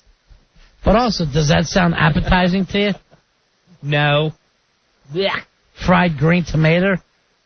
Here's an unripened tomato, and yet we've deep fried it. Enjoy. 877-692-1027. Here's Brian. Brian, you're on Run of Fez. Brian, what's going on? 7221. Buddy. Hooah! Any which way but loose. Again, you're taking us back now to the weirdness of actually having a whole sentence. Yeah, no idea what's going on with that. You call that movie Orangutan Fights, and I thought it was a bondage movie. And you got a better movie. You got a bigger hit on your hands. I got to agree with you there, Fezzy. Orangutan Fights would have been huge. Any which way you can, any which way but loose. Still not loose, any which way I can. I got another bad one for you, Fargo. Fargo shows up in that movie 2 seconds. That's it. And a great movie. Bad title. I know. Again, the Coen brothers. All right, let's go over their weird career, Fez. The Coen brothers. And see, these are all great movies. See if you can understand it. Raising Arizona. Terrible title. Bad title. It's because he stole a kid named Arizona. Right. It sounds like trying to raise the Arizona from Pearl Harbor. Miller's Crossing. Have you seen that? You know what? I've always wanted to. I've never seen Miller's Crossing. Great gangster flick. For 2 seconds, they're at a place called Miller's Crossing. Barton Fink. Titled name. Terrible. Bad. Don't go with it. Hudsucker Proxy. We talked about that. Yep. Stupid, can't understand it. Fargo. 2 seconds in Fargo. You can't dig. The Big Lebowski. Great movie. Who can remember this when it's coming out? Yeah, it might as well be the big Aaron Brockovich. Then you got to learn Big Lebowski, that's it. Then you say to your chick, yes, let's go see the Big Lebowski. And she goes, what's it about? And you'll go, I don't know. No, you can't sell that film to someone you're trying to take to it. How about this? Great film. Oh, brother, where art thou? What the F is that? Then their last one, terrific film, The Man Who Wasn't There. Who the hell knows what that's about? None of us do. Put the Coen brothers next to Kubrick. I say they're ahead of Kubrick now for weirdness. Gus, you're on the air, buddy. Stop talking to your friends and talk to us.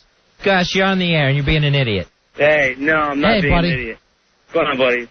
I know what Opus is. What is it? You want to know what an Opus is? It's a masterpiece. All right, it's a masterpiece, but it's not for anything, right? No, a musical masterpiece. All right, so it's got to be a masterpiece. Yeah, so you can't say, I'm writing my opus, somebody else has to say that's an opus. Right, like Mozart's opus is fifth. All right, out of all of his stuff, only that. Well, no, I mean, that's what everyone remembers him for, though. So is it the thing you're remembered for, or is it what they call your greatest masterpiece? Right, his greatest masterpiece. And, like, that's his big thing. Everyone's always like, oh, that's Mozart's thing. You sing that song, everyone knows it. Oh, that's Mozart. All right, thanks a lot. All right, some of these are instant feedback. Birdcage. Really nothing to do with a birdcage. Nope, nothing there. Serendipity. It was just that one little time they went to the restaurant.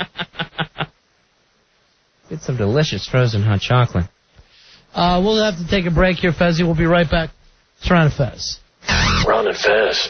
Big Ass Radio. 1027 WNEW. We're Ron and Fez. 877-692-1027. Getting ready to wrap this up. Before we do, we'll take some more of these really bad movie titles. Kevin, you're on Ron and Fez. Hey, Kevin. Hey, buddies, how you doing? Hey, buddy. Hey, buddy, hey, what about the Breakfast Club? I don't see any home fries. I don't see any bacon. No, nothing. Nobody's even eating. They had lunch. They did. Well, that ain't breakfast. I know. They were the lunch club. Exactly, the lunch bunch. The lunch bunch. Did we ever say lunch bunch out loud on the air? No. You wouldn't be doing it if you weren't tired. Now all of a sudden I'm weirded out again. All right, see you later. Thanks, buddy. Late in the show. He came up with a good point. Here's Pantera. Pantera, how you doing, buddy? Hey, what's up, guys? Hey, man. How you doing? How about the movie What's Eating Gilbert Grape? Through the whole movie, I was thinking someone's going to take a bite out of him. You see that movie, it must be his mother. What are they saying? What's bothering him? Is that what the movie meant? Yeah, I guess so. They should have called it Retard Brother. Yes, I would have went. Because that retarded kid was funny. Climbing up the tower, staying in the bathtub. Yeah, you call that film Retard Brother, Fat Mom. Exactly. I am in. What about that? My mom is 600 pounds. My brother's a retard. Where's your eat? That's the best part of that movie. All right, so here's some of the instant feedback. Quick Stop says, Dog Day Afternoon. WNEW plays all the hits. That was in the movie. Here's, remember that? Did you ever see that? That's the extended title. Yeah. In the movie, Al Pacino picks up the phone in the middle of a bank robbery and says, WNEW, we play the hits. 877-692-1027. Here's Rob. You're on Ron and Fez. Hey, Rob, what you got, buddy? This is 1135. All right, buddy. Hooah! Thanks. Yeah, Steel Magnolias. What the... Oh, my God. Take it easy, Rob. Ooh. You're a person, right? Great movie, bad title. Pisses me off beyond belief. It's a chick movie. Flowers. It's the greatest. All right, here's what they're trying to say. Like, Southern women are like flowers, but they're very strong. So that was easy to still figure. doesn't make any sense. Yeah, it does. Yes, they're beautiful yet strong. And I will not let my personal crisis affect my ability to do good hair. And you know every line of that movie. Fez quotes that movie the way most guys do The Godfather. You need to hit someone? Hit Weezer! Dave. Hey, buddies. Hey, buddy. Buddy. 10481 here. Yeah. All right? Yeah. How about Tu Wong Fu? Thanks for everything. It had some Julie kind of subtitle, Newmar. Julie Newmar. Or Yeah, something. To Wong Fu, thanks for everything, Julie Newmar. Stupid title. Again, great movie. So funny. All right, this on the instant feedback. That thing you do. That's true. The problem with that film was, could you understand it? How about call it one-hit wonders? There you go. You called it one-hit wonders. I guarantee you would have added $30 million. Tom Hanks. Gotta think. Think, buddy. Delissa, you're on Ron and Fez. Hey, Delissa. 12 Monkeys. What was that about? I thought it was going to be about football playing monkeys, and I drove there. Thinking, I guess the last monkey's the coach. I don't know, but I watched it 3 times, and I still didn't understand it, and it just, I don't know, it just didn't make no sense whatsoever. All right, thanks. All right. Thank you, Delissa. Yeah, we're the 12 Monkeys. Made no sense at all. Is this the theme? From 12 Monkeys? Yes, it is. This is just going to wear Delissa out. My father's a great man! I'll tell you that, Brad Pitt, you might get annoyed at him for being too cute, but the kid can act his ass off. Yes. Tammy! Hi, Ron. Hi, Fez. Hi, Tammy. I called to give the definition of opus, because the other gentleman did not give the correct definition. Yeah. Opus is the singular of the word opera. It's one musical composition in an opera. I see. Thank you very much. So how many opuses make up an opera? I don't know. Pie. I don't know that part. All right, bye-bye. Bye. Thank you. So far, all we know is the penguin from that cartoon strip. It's funny. Here's Kevin. Buddies, Hey, 14007. Hey, you like this, buddy? Hoo-ah! That's a little hoo-ah for you. Yes. Wow, Right? you must be a buddy. That's for being a buddy. Buddy. A big-ass buddy. 14, what is it, Things to Do in Denver When You're Dead. Stupid title. Too long. Too long. Not a bad movie. It's like That was all right. Tarantino light. Way But too long. That's it. Too long. Goodbye. Too long. Too stupid. Goodbye. Tomorrow morning, 10 o'clock, Ron and Fez. Get up with us tomorrow. We will. Some folks sleep till 3:30 in the afternoon, but other people like to get up at a decent hour and listen to the radio. They're not even human. Sarah. Hey, Sarah. I got Miles. Hi, Ron. Hi, Fez. Hi, Sarah. I got one. The Basketball Diaries. With Leonardo DiCaprio. Yeah. Good movie. And Marky Mark. Yeah, the great Marky Mark. And without his Funky Bunch. First time he stepped away from the Funky Bunch. That had to be scary for him. Who cares about school? We just lost $40 worth of pharmaceuticals. Jason, you're on Ron and Fez. Hey, Jason. Hey, what's going on? Yeah. I got a title for you. What's that? The Never-Ending Story. You know what I hate? What's I that? bought that thing there isn't in. Really? I wanted to sue their ass. I think they made a sequel, too, and I stopped after 2 of them. Thanks a lot. Let's clear all the phones. Clear all the phones for me, Billy. We got a giveaway. Oh, nice. Give away as we get away. You clear the phones. It's not that hard. That was We'll easy take enough. the next 5 callers. Yes, next 5 callers. What are they getting, Rory? They will receive a pair of tickets to see Robert Plant at the Hammerstein Ballroom this Wednesday night. A few tickets are still available through Ticketmaster outlets. Or the next 5 callers could call us right here, 877-692-1027. Guess what, buddies? That's it for us. We'll be back tomorrow early. For the midday show, we'll be back at 10 a.m. right after Pharrell. Jigga-doo, jigga-doo, how could I be, jigga-doo.